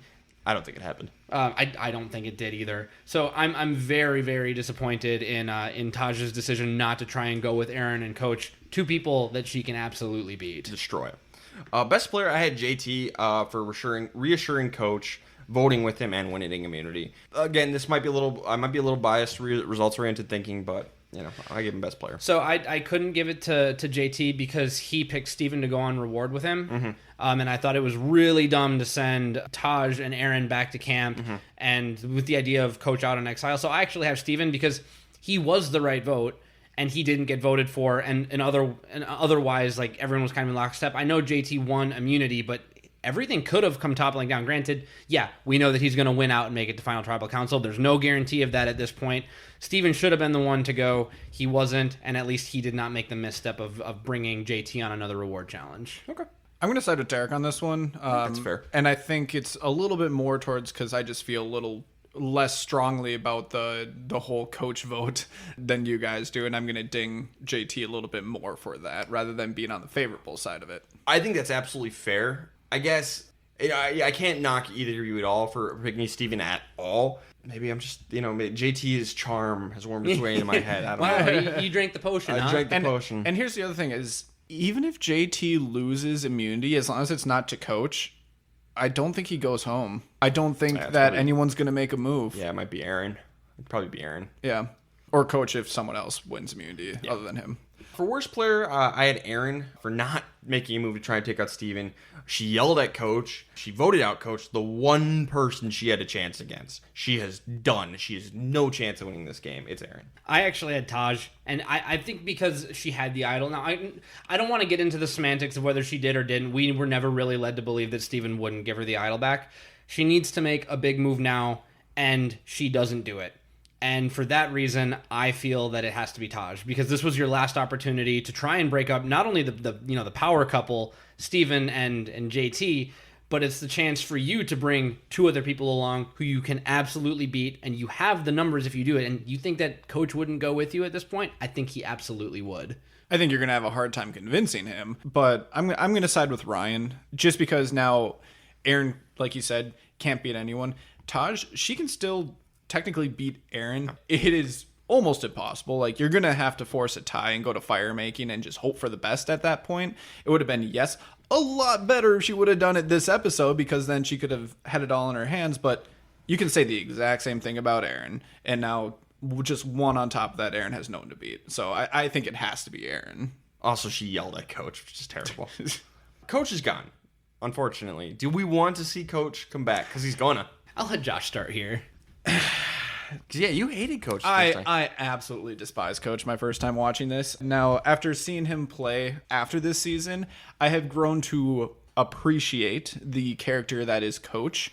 But at the time of watching this season, absolutely not. I did not want to see him again. I had enough of him. I had my fill. And it was honestly enough for a lifetime. So that was just my thoughts on it. Now, am I glad that he came back? Sure. Okay. It was something you didn't know you needed.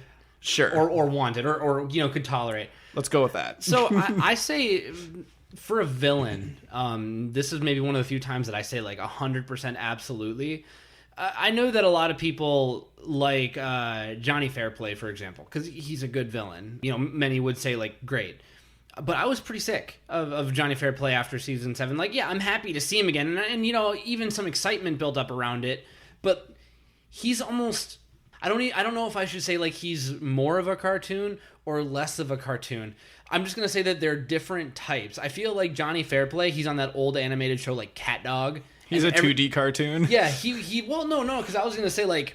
Coach, he's kind of like a Pegasus from Yu-Gi-Oh! Where like he's that really well-spoken, articulate, thinks that he's above everyone, very suave, sort of very high-class supervillain. And we haven't had anyone like that in Survivor that was like a purebred, complex villain. Because another thing, like, I think that Tyson was more of a villain this season than Coach. I think that Coach was a man who was stuck in his philosophy, blinded by his morals, blinded by trust, but he was never really nasty to anyone. Even when he was kind of shutting Sierra out during the post-merge, he was like, it sucks for me to watch this young person really clamor for a second chance, but this is a game and I can't give it to her. So he was a great antagonist, and I love the way that he was a super antagonist, and because I didn't necessarily hate him as a person and I loved his theatrics, I would absolutely take him back just to see what kind of fireworks he can cause before he loses. Yeah, bring back Coach. I love Coach. He's not one of those people I'd want on every season, but yeah, definitely bring him back. What else do you got? I mean, so you'll take Sandy and Reem on every season, but you won't take Coach on every season? Yeah. Yep.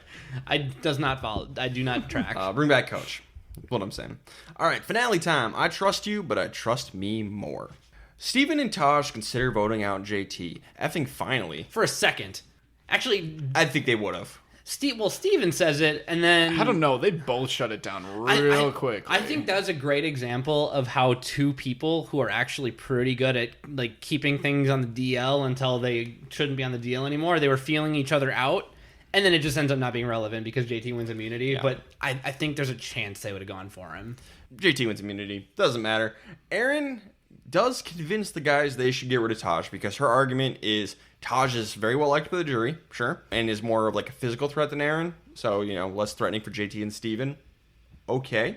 And it's going to be 3 votes for Taj, 1 for Aaron. It's going to work for Aaron. However, they needed to force a tie to try and knock Steven out of the game. Heck, even JT. Actually, you know what? I'm going to change my mind. JT could have flipped on taking out Steven because Steven's the most athletic one of the 3. So if JT really wants to win his way to the end at this point, which he has to do, yeah, knock out Steven. Steven should have gotten here. Yeah, I don't know what Aaron was doing. Just why she didn't go for Taj first instead of coming to the guys. That doesn't really make sense. I also don't really understand the guys' reasoning behind voting out Taj, just because you still do technically still have the mystery of, are people going to vote loyally to their original tribe? You don't think that they will, but you never actually know, and I would rather remove that mystery than leave it out there in the game. But I just think really nobody liked Aaron. I'm fair, but I don't know. Even JT and Steven don't like Aaron. Josh, who did you have for best player of the Final Four? I had JT because I don't think he doesn't need to make a move here. He's at the top. He just needs to stay safe. And wow, he won immunity, so he's still golden. Yeah, he could take out his next biggest athletic threat, but honestly, Aaron put up more of a fight than Steven did in the previous challenge. So there goes that logic. That's exactly why I said Aaron. I think whenever you can buy yourself time, especially in Survivor, you earn some praise, especially here in the late game. Yeah, JT he just kind of has to coast. He just has to make it, and I think we all understand that. But Steven was a better move for him, but he's too blinded by loyalty. And, some may consider the fact that he didn't vote for Coach maybe a little bit too cute. I personally don't think that's too cute, but I do think that at this point in the game, it is every man, woman, or whomever to themselves. And if you truly were going for who can I beat at the final challenge, you would have gone with Taj and Aaron. But I believe that even if Aaron had gone to JT and said, listen, you got to vote out Steven. If you want to make sure you get to the end, he's been scheming with me. He'll never admit it, but, just plant those seeds of doubt. And then maybe JT votes out Steven. Maybe she did. And maybe JT said, nope, not a chance. I'm going to top 3 with Steven minimum, and we'll see what happens right there. I'm going to give it to JT. He won immunity, saving himself probably. His optimal move would have been getting to get rid of Steven. If he wanted to play this honorable card completely, you get rid of Aaron. Taj is like a weird move. Like it's kind of like the worst of both worlds. But overall, I think it's fine because it doesn't really matter for JT who goes.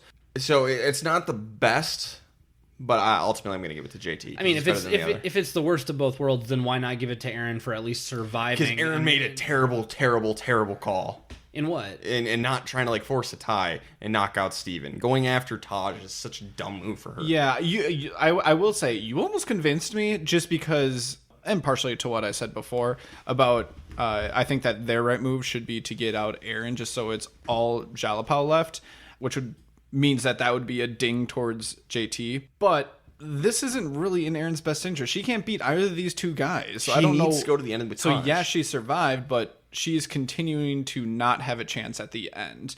Yeah, she probably doesn't have a chance against Taj, but better against the other two. In fact, I have Aaron as my worst player of the Final Four because this is such a bad move for her. She needs to go to the end with Taj.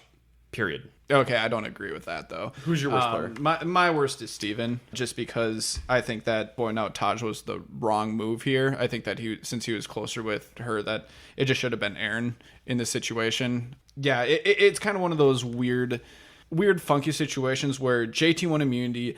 Aaron shouldn't have survived this vote, but did and made a good move at it. So Steven was the remaining one by default, just because I don't think he made the right decision.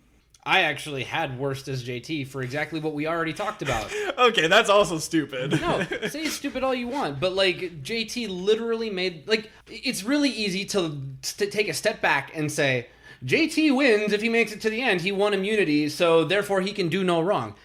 I think that is results-oriented thinking, and it's stupid. He made the wrong move. It's not results-oriented thinking when he just won immunity, though. Like, this decision happened after he won immunity. But he still has to do one more, knowing that he's the biggest threat, and then goes and votes out Taj because he wants to give himself the best chance to win the next. He vocalized this. I wanted to give myself the best chance to win the next challenge. Then why did you not target Steven? He literally made the worst vote that he could do. He should have taken out Steven. He chose not to, and you only have so many options, and he still managed to do the dumbest thing that he could. So I cannot not give him worst. JT's best player of the four. I think easy. I agree. So I don't know what we do for our worst player. Do we just do a 3-way tie? Yeah, I think we have a 3-way tie for worst. Say otherwise. All three remaining. Yeah. Yeah. Okay. Weird. I don't think we've ever had that before. I don't think we have either. Weird. Okay. And here's the thing. I disagree most with Derek. Disagree with me all you want. Okay. Let's move on to the final three then. On that note. Steven and Aaron, they plot to take out JT. That's great. Oh, finally. Good. Then we're going to get to Derek's favorite part of every season, which is Fallen Comrades. Oh, and it was glorious. They went on a hike. And we're done. JT wins immunity. Yay! Congrats, everyone. You lost. Congrats. But Aaron does put up a heck of a fight. She tells JT, like, hey, Steven was going to take me. He was definitely talking about how going to the end with you was stupid. But Steven, I think, defends himself fairly well. It does all you can do. Yeah. I mean, like, no, that's ridiculous. I never would have done that. When confronted with that accusation, all you can do, I mean, yeah, maybe the truth can set you free and you can be like, I literally never considered that. But at final three, I think JT would be stupid to even consider that you wouldn't have considered it. And JT knows, like, Steven's considered it. JT's kind of like playing it up. For the rest of this season, JT's going to really play up like, oh, I'm always loyal.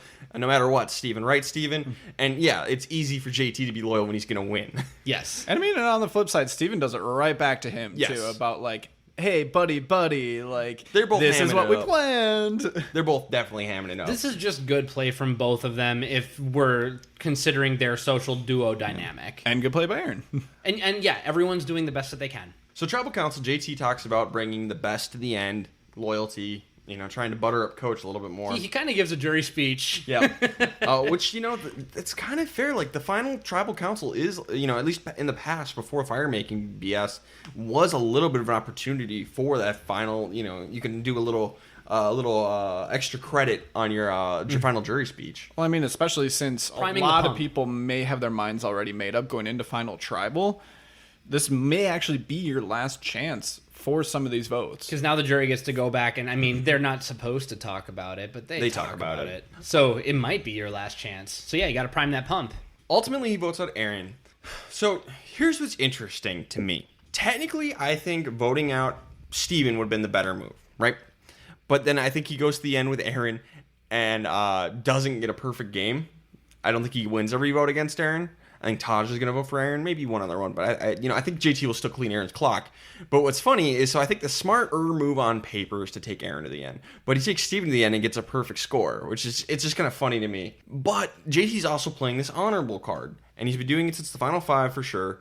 And it's worked out a little bit, results oriented thinking. But here we are at this point, the last chance really to lay down this card. Like, are you really playing honorably, taking the best to the end?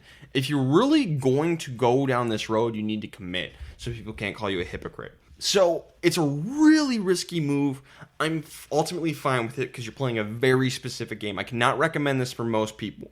If you are playing the JT game, which not many people can play, this is fine. But generally, I would not recommend this. Take Aaron to the end. Yeah, I think this actually tracks with the same method that I use whenever something like this comes down to picking one person or the other in going from a final 3 to a final 2. When in doubt, like, let's say that you and another person play the same game as each other. I've said in the past, if you think that they've played the game better than you, then you take them out and bring the person who played a different game and just hope that the jury respects the game that you played more. But in this case, Steven and JT played the same game, and I think it was pretty obvious to everybody that JT played it better. In that case, I say it's far safer to bring Steven than it is to bring Aaron. And that's not even talking about like the fact that Aaron, maybe had like a Tim Bura vote waiting in the shadows, because I don't think that was a thing. Jeff didn't do any phantom polls at the reunion show or anything, but I think JT wins either way. I just think that this was the correct move, and it was honestly the safer move if you think about it from the way that I articulated. Yeah, I mean, I don't think I need to reiterate anything. You guys said it pretty much exactly what I was thinking. I think it's the right move because I think he destroys either of them. So. Well, which brings us to, who would your best player be? My best player would be JT for exactly that reason, along with, winning immunity and not getting voted out.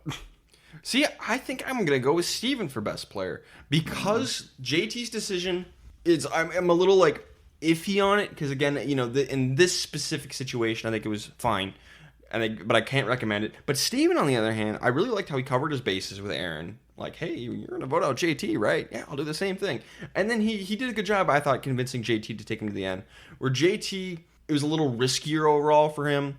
Even though he did win immunity, it could have blown up in his face. Steven, I think, played really well, besides not winning immunity. But, what do you do? So I'm gonna get best player Steven. I say it's JT. I think winning in is really all that matters here, and I didn't honestly consider anything else. I didn't even consider the fact that I think that Steven was the right choice for him to bring to the end by my method. So winning in, guaranteed a shot at $1 million. So in this particular portion of the episode, in a bubble, I think you're the best.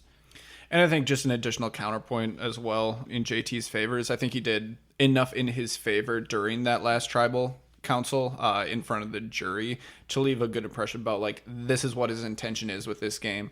This is why he's making the decision that he is. And honestly, watching the finale, the way that Steven was acting at that last tribal was a little off-putting, and it seemed a little desperate. Sure. And it just would have, if I was on that jury, I feel like it would have been rubbed a little bit the wrong way by the way that he was acting. Okay. You guys have a worse player, because I did not get one out. I didn't. I was gonna say the only person you can pick is Steven. And I don't think you can. Yeah, like I just put a bunch of question marks next to it. Yeah, so coach. Coach. So I don't think there's a worst here. Either way, I think they both did a good job. Yep. Everyone did what they were. Even Aaron did what she was supposed to. All right, final tribal count. Oh wait, before we get to final tribal council, Josh. Oh, hi. You lost your winner pick. Yeah, it was a good run. It's a good run for Aaron. Surprisingly good run for Aaron. Yeah. All right, really hard call here. Yep. Who is your new winner pick? As normal, I usually do remember who I would have picked regardless of the season going into Final Tribal Council.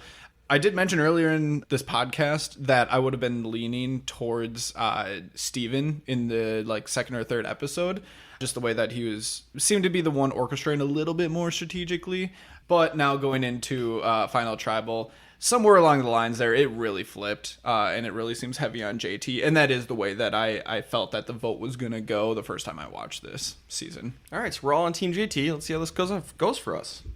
Final Tribal Council, opening statements.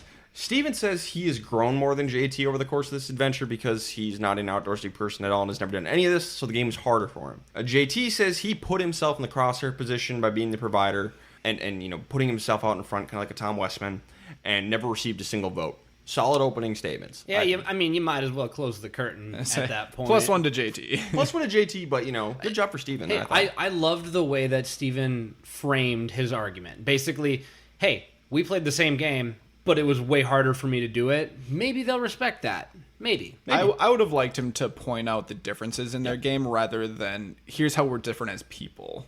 JT was more willing to play a little dirty here and a little conniving, and Steven really wasn't willing to go there. And when he did go there, he didn't do it with much charisma. Or JT, the punches did not land. All the charisma as he just tanked Steven's game. Aaron and Sierra both asked if JT really brought the best at the end, and JT says yes. Yeah. I mean, you got to back up your decision. You got to double down on this. especially if you guys basically played the same game. And like, yeah, you were in the crosshair, but hey, his game is my game. So if you're insulting Steven, you're insulting me, and I'm sorry. I'm better than you. It's true. Debbie asks, JT, are you a liar or are you an honest person? And JT's like, hey, I had to lie. This is Survivor. Also, you lied. Did you go and tell Coach you're voting him on? I don't think so. Well done. Well done. And then she asks Steven, hey, who would you have brought to the end if you won Final Immunity? And Steven's really funny about this, the reading show. He's just like, Debbie's question was like, hey, JT, are you the greatest person alive? Well, yes, Debbie, I am. And Steven gets this question. And Steven, he tries to not answer first. I don't know. I truly don't know. And everybody's like, no, you can't do that. You need an answer. Probably Aaron. And JT knows this because he's not an idiot, but he plays it up so well. He's like, oh, God, I feel like such a fool. I can't believe you would have voted me out. Just a show. He's a showman. See, and it's a very convincing, too, because I believed it. Well, and honestly, this is where I think it just goes back to one of our tenets on the Castaway Consultants. Own your game. So, Steven, that means you needed to have something decisive. If you didn't have anything decisive, I think that's actually a weakness to your game. The second she's like, who would be sitting next to you? You should have been like, Aaron. Aaron, are you kidding me? 100%. Absolutely Aaron. And then if JT's like, wait, really? It would have been, and he starts hamming it up, you could be like, yeah, you see this? This is how loyal he was to me. This is how shocked he was that I would have brought Aaron instead of him. Turn the hamming on him a little bit. Yeah, Steven needed to get his hands dirty a little bit. Okay, so here's the thing we need to talk about with these lifelong friendships that get made on Survivor. All right, if you're here for the friendships, that's fine. Don't listen to this podcast. We got nothing for you here. This is not how to make friends. This is how to win $1 million. So you get to the end. You got to turn on the daggers a little bit, and you need to fight dirty to get this $1 million. Okay, you might piss some people off and lose some friends along the way. Survivor All Stars. Great. I'm assuming most of us have friends at home. Maybe not Randy Bailey, but the rest of us, I am assuming we have friends and we have family. We have important people in our lives, more important than people we met 39 days ago. You need to be able to cut these people's throats to win the $1 million and then hope, hey, maybe nobody will take it too seriously. We'll all be friends at the end. It'll be cool. If that happens, great. If not, go back to your real friends. Honestly, if someone got mad at me for cutting their throat and throwing them under the bus in Survivor, I don't want to be friends with them anyway. Yeah. Because you knew what you signed up for. You knew. How many times have we cut each other's throats playing Mario Party? Yeah, right. I've cut your throat for so much less than $1 million. I've done it. I've paid. Yeah. So many of your friends have paid money to cut your throat. It's true. It's absolutely true. And I've cut all of your throats, just with glee. Yeah. With absolute glee. I've enjoyed it. It's a game. It's fun. It's part of life. It's one of the most enjoyable things is being able to be a little bit mean. Yep. But it's all in good fun. Yeah. As long as you don't get too personal, I think, basically anything goes. Cut everyone's throats. It's fine. And if they get over it, great. If they don't, screw them. You don't need them. And by the way, Final Tribal Council isn't about getting personal. So it's really easy to trash someone's game without getting personal. Yeah. Just point out flaws. Yep. It's easy. It's easy. It's so easy. Anyone can do it. Easy. It's really easy for JT to say. Survivor producers, if you're listening, let me prove it. Right, exactly. Put me in, coach. And I think in this situation, Steven, I think, is actually believing JT when he starts really, feeling bad about it. Because he seems to really get frustrated and be like, oh, come on. Oh, whatever. Whatever. Are you serious? Whatever. Yeah, JT just destroys Steven's game with this shucks, I'm such an idiot act. It's literally just one final exhibition on how charismatic and how much everyone wants JT to love them. Yeah, because JT's going to own up to this at the end of the reading show, and it's so funny. He's like, oh, yeah, I was just milking it. He does it the whole time. It's great. One of my favorite moments of the season. Coach wants examples of honesty and integrity. JT points out, hey, I didn't vote for you, Coach. Told you I wasn't going to. And it seems like I did vote for you. I didn't weasel my way out. If I'm going to take you out, I'm going to take you out. I'm going to own that. I'm going to bear that moral cross. And in any other situation, Steven would have gotten this point, but this is Coach, so JT gets it. And I think this is where Steven needs to double down on this aspect of his game to other people as well. When those questions come across, yeah, it's not going to work for Coach. You weren't getting his vote anyways. No. And to be fair, Steven does do this. He looks to the jury. He does what we say. He did do that. He said, I wrote down every single one of your names. That's my cross to bear. I knew it. It's what I wanted. I was a part of that move. I was never out of the know. I was always in control, and I didn't weasel my way out of anything. Steven did literally everything he could have done with this answer. Both of them were a masterclass, because one was for Coach, pining for his vote, and the other was pining to everybody else's vote, because it was clearly framed in a certain way. 39 out of 40 seasons, Steven probably gets the edge, but this is Tocantins. Yeah. He's going up against JT. Otherwise, honestly, he should win. Yeah. No, Steven, he's going to get 0 votes here, but Steven's a solid player. Mm-hmm. Basically, his big flaw is Final Tribal Council, he gets a little rattled. I think that's his biggest flaw is aligning himself with JT and not being able to cut him at 6 or something. And that's going to come into play when, spoiler, Steven's going to play again, and that's going to be a big character arc for Steven. But finally, the last person I want to talk about is Taj. She's really hurt, but Steven tries to lay the blame for the vote on JT. JT's like, oh, it's not true, and they start going after each other. JT continues to milk it, like, gosh, I feel like such a fool. And it's just bicker, and you're like, oh no, the friendship, it's failing. It's fine. 7 votes for JT, 0 votes for Steven. We have our very first perfect game. JT gets 0 votes against him, gets all 7 jury votes. First time this has ever happened. I think the numbers give JT a little more credit than like his actual skill level at Survivor, but don't get me wrong, JT's a fantastic player. I would say that this season, this cast, this theme, this location, these challenges, JT was perfect for this situation.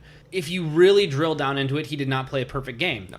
But, let's acknowledge the Jalapao arc as a whole. They played even strength. They played from the bottom. They played from the top. And even if they made some moves that weren't ideal, they always made moves that ended up advancing their games. And it just so happened that if you put those 3 Jalapao core members under a microscope, JT played that game the best. So it's a really complete win. There are no glaring holes in it, especially because he ended up playing the loyalty, integrity, and honor game, because the only hole in JT's game is maybe being a little bit too loyal. But it worked. So who am I to talk? Is that JT getting lucky, or is that an excellent read on the cast? I'm going to lean towards the former, but I think he definitely had a good read on like some of these people like Coach. Yeah.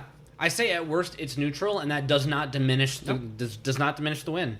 So, question for you guys: Steven and JT are both going to play again. Do you guys want to see it? Yeah, happy to see both. Both, yeah, for sure. Excellent.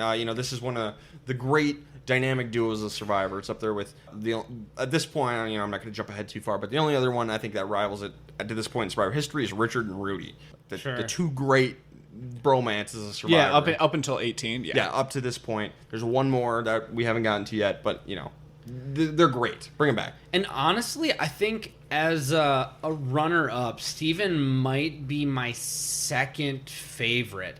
And that's after Amanda both times, in my opinion. There's another, Ozzy, he's a great runner-up. I could see him winning that, but I like a Steven game more than I like an Ozzy game. Sure. Maybe it's because I could play a Steven game and I can't play an Ozzy game. But he's up there in that upper echelon where on any other season, he could have easily been the winner. So, really cool. Yeah, really excited to see both these guys play on their own. Yeah, to separate them, see what happens. Put them on the Amazing Race together. Ooh, I'm here for that. They haven't done that yet. They should. They should. I'd be really up for that one. Reunion show is really funny. Jeff's on fire, ripping on Coach. We get the lie detector test that I mentioned before. JT wins the fan favorite award. To no one's surprise. Literally no one's surprise. It's a fun reunion show. Yeah, the only surprise was that Sierra got nominated. Yeah. All right, you guys ready to wrap up the season? Absolutely. I think so. All right, so of the final 10 players, this is when we give out best and worst player of the season awards. We only count the people who made the merge of the final 10. I know everyone's going to say, I'm guessing everyone's going to make Joe their best player of the season, but yes. Just let's do this right. Who was your guys' best player of the season? Mine was JT. I think there's a solid argument that you can have for Steven, and I actually think that he beats JT in more like the strategic category, but JT just blows him away in the social category, along with the doing really well in challenges. Yeah, Steven won 1, but JT won 3. Yep. Along with going beast mode in a lot of team ones as well. So even if you want to look at it just categorically like that, I think it's got to be JT. JT is the right guy at the right time. Like I said, Steven could have won any other season, but there's something to be said about being the right guy at the right time and still doing pretty much everything right. So it's JT. He's the first person to ever play a perfect game. It's nothing to sneeze at. It's JT. How about worst player of the season? We have plenty of options. Of the final 10, I guess final 9, we can't count JT anymore. Of those 9, who is the worst player of the season? Josh. Oh, hi. Who are you thinking? You know what? I'm going to go with Mr. Wade, as he is known by everyone. Coach. Yeah. I think I've said enough about him. I think we've dunked on him enough. I want to reiterate how much I love Coach, for the record. But you know what? I think we can still dunk a little more. Coach, you're terrible. You're terrible at the game. I know Derek was talking about how great it is to sometimes have like that villain that's messing around. I'd rather have a villain that knows how to play the game. Coach, you suck at this game. And you are really good at building a character and a persona that you can really just build in the world of Survivor that might just get you on the game over and over again. Are you good? No. Is Coach the most inept villain we've had at this point on the show? I don't think so. I think Shane is more inept. Okay. I just threw it out there. Yeah, I mean, no, I think Derek's right, though. I don't know. You're close there. It's we'll pretty let close. the historians decide. All right, so your worst player is Coach. Derek, who's your worst? I'm also going to go with Coach. And I'll probably oversimplify it by saying Coach was professing this game of honor and integrity and truthfulness and honesty, and he wasn't even in the top 10 of this season for playing as such. The winner ended up actually being like maybe second most honorable of all time, behind like Tom Westman. Yeah.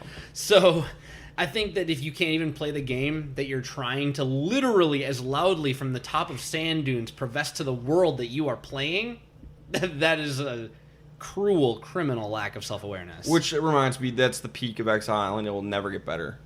Retire it. Nor should it. Retire it. Yeah, I mean, we're not going to see it again forever, and we get it back by basically accident, by Mike White's random interference. There's no reason Exile Island ever comes back. This would have been the perfect last Exile Island with Coach. But whatever, it doesn't matter. Yeah, worst player is definitely Coach. Yeah, I mean, he has a horrible social game, horrendous strategic game, fine physically, I guess, kind of, except for all of his back problems and asthma. Whatever. No, Coach is a terrible player.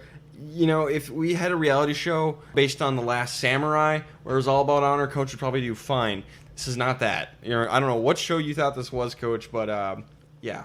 I'm glad you're here, but you had no chance of winning this. You know, there's a dishonorable mention out there to Sierra, I'll Sure. say.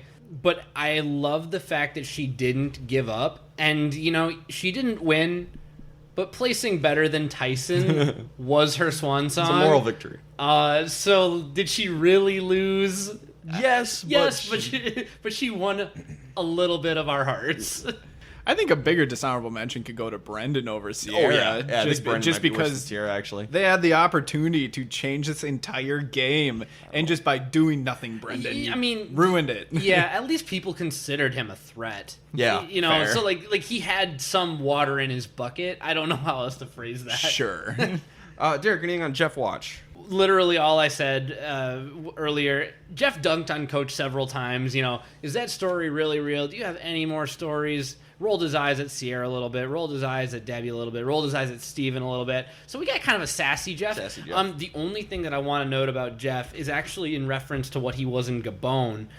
It seems that he's definitely rebounded from that really kind of stressed out, I don't like what I'm doing, I've had enough of it, Jeff, because that was a genuine worry coming out of 17. Yep. I was happy to see us return to that more fun-loving Jeff. It seemed like he had a lot of fun this season. It seems like he enjoyed Tocantins a lot more. Yeah. Especially probably because of Coach. Yes. Anything you want to mention on the weather report? It rained a lot. I don't know if this was necessarily a super hard season in general. I know that they were showing scars on Taj's arms and legs from all the bug bites, but they didn't say that they were like, you know, Marquese's no bad. It was really hot out there Yes. because not an ocean season. Yep. Heat was tough. Yeah, this was an inland season. Last one. Last one. And I mean, I guess some people were making it harder for themselves than they needed to be by taking the martyr approach, Coach. But I think ultimately maybe slightly on the harder side relative to the average, but I mean, this is no Africa. Sure. Josh, memorability consultant. Yep. So for the pre-merge, your most memorable moment of the season was Brennan and Sierra trying to find an idol, but like getting caught and saying, "Oh, we're building a fire pit, bonfire." Yes. So that's going to go up against whatever you choose from the post-merge. Yeah. And we're going to figure out what the most memorable moment Yeah. of the season is. Yeah. The two that I mentioned as finalists are really the top two, and that's Coach's just ridiculous Amazon story. True or not, we'll never know. And the other one is his absurd exile appearance.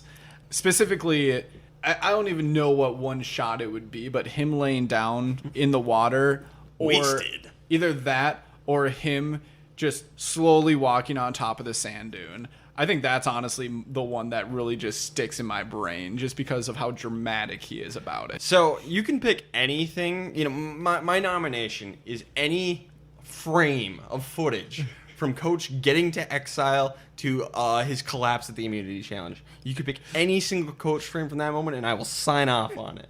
I think it's got to be his exile visit. Yeah, his Amazon story is like great and all, but like the absolute dramatics of going to exile and just putting yourself in a situation that is completely unnecessary and just for no reason whatsoever.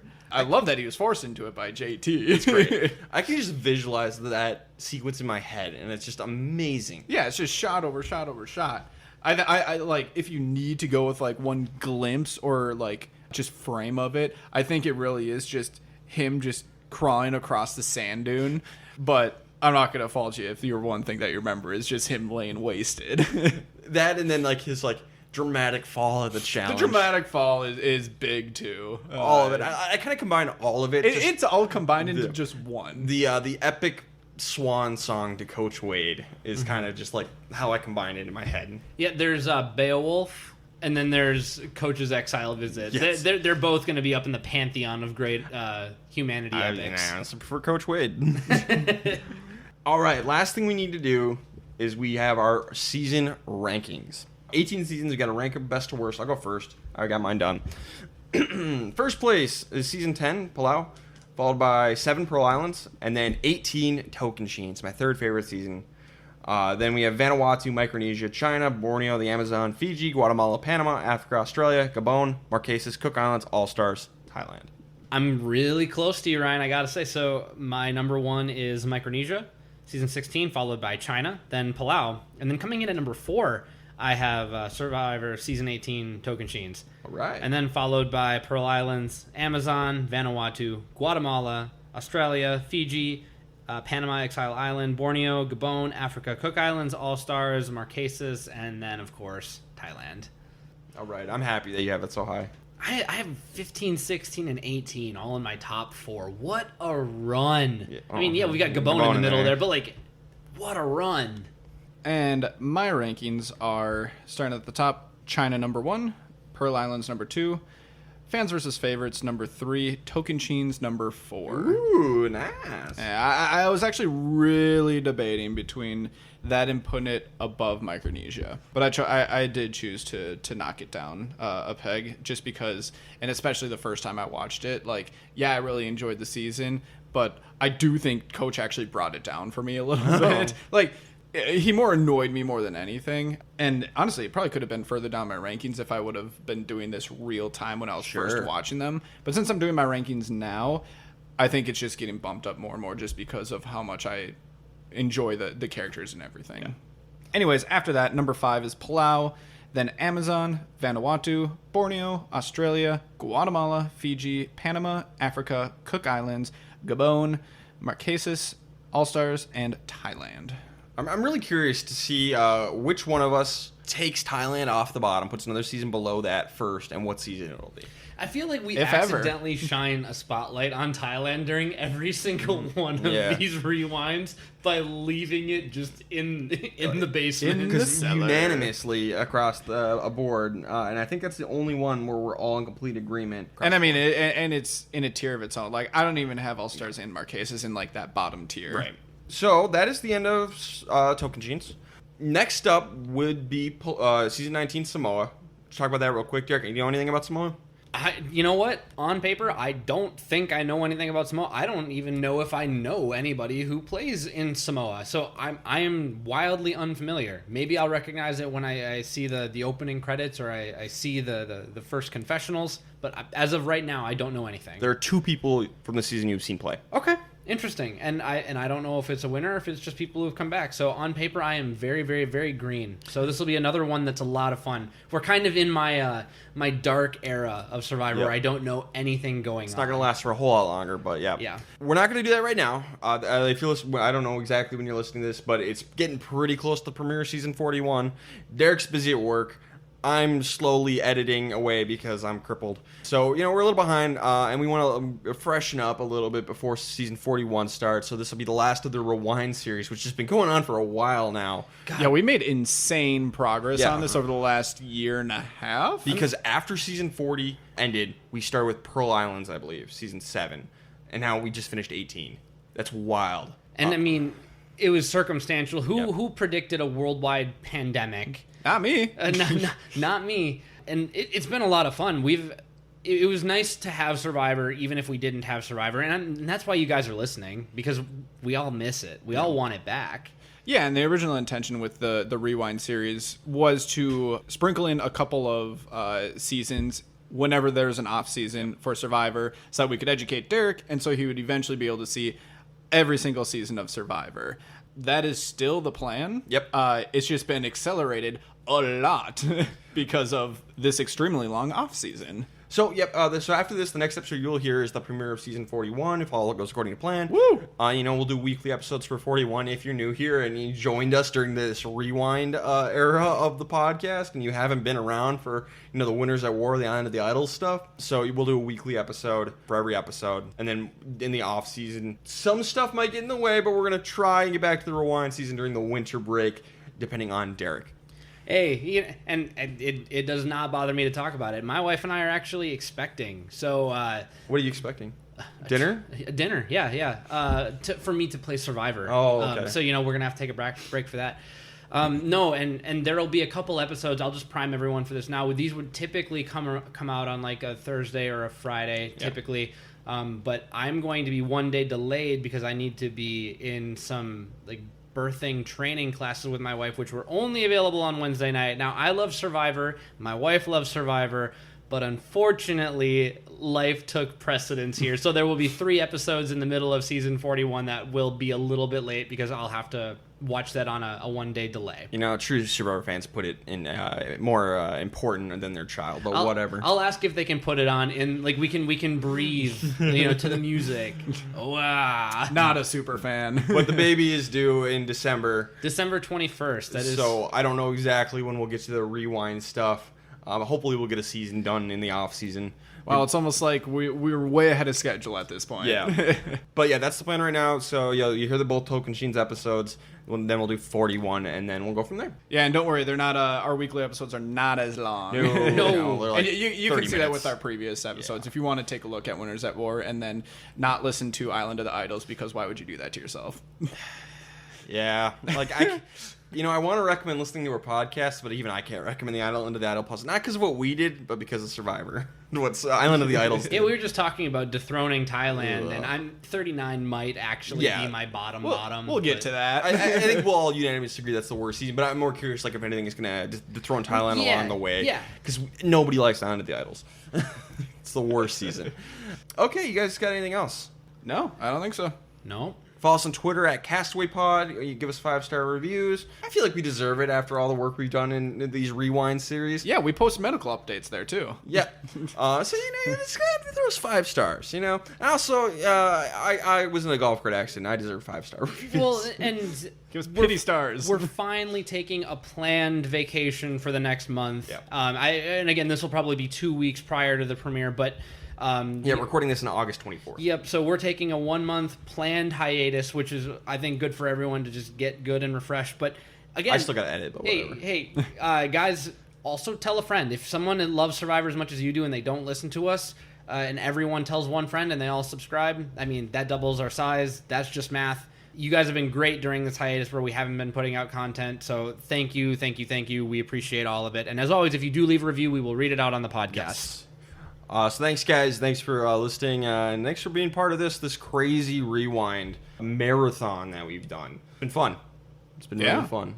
Absolutely. Especially this Tocantins one. This has been epic. I love it. All right. Anything else? No. Yeah. See you in the new season. All right. This has been the Castaway Consultants. Got something for you soon. Good night.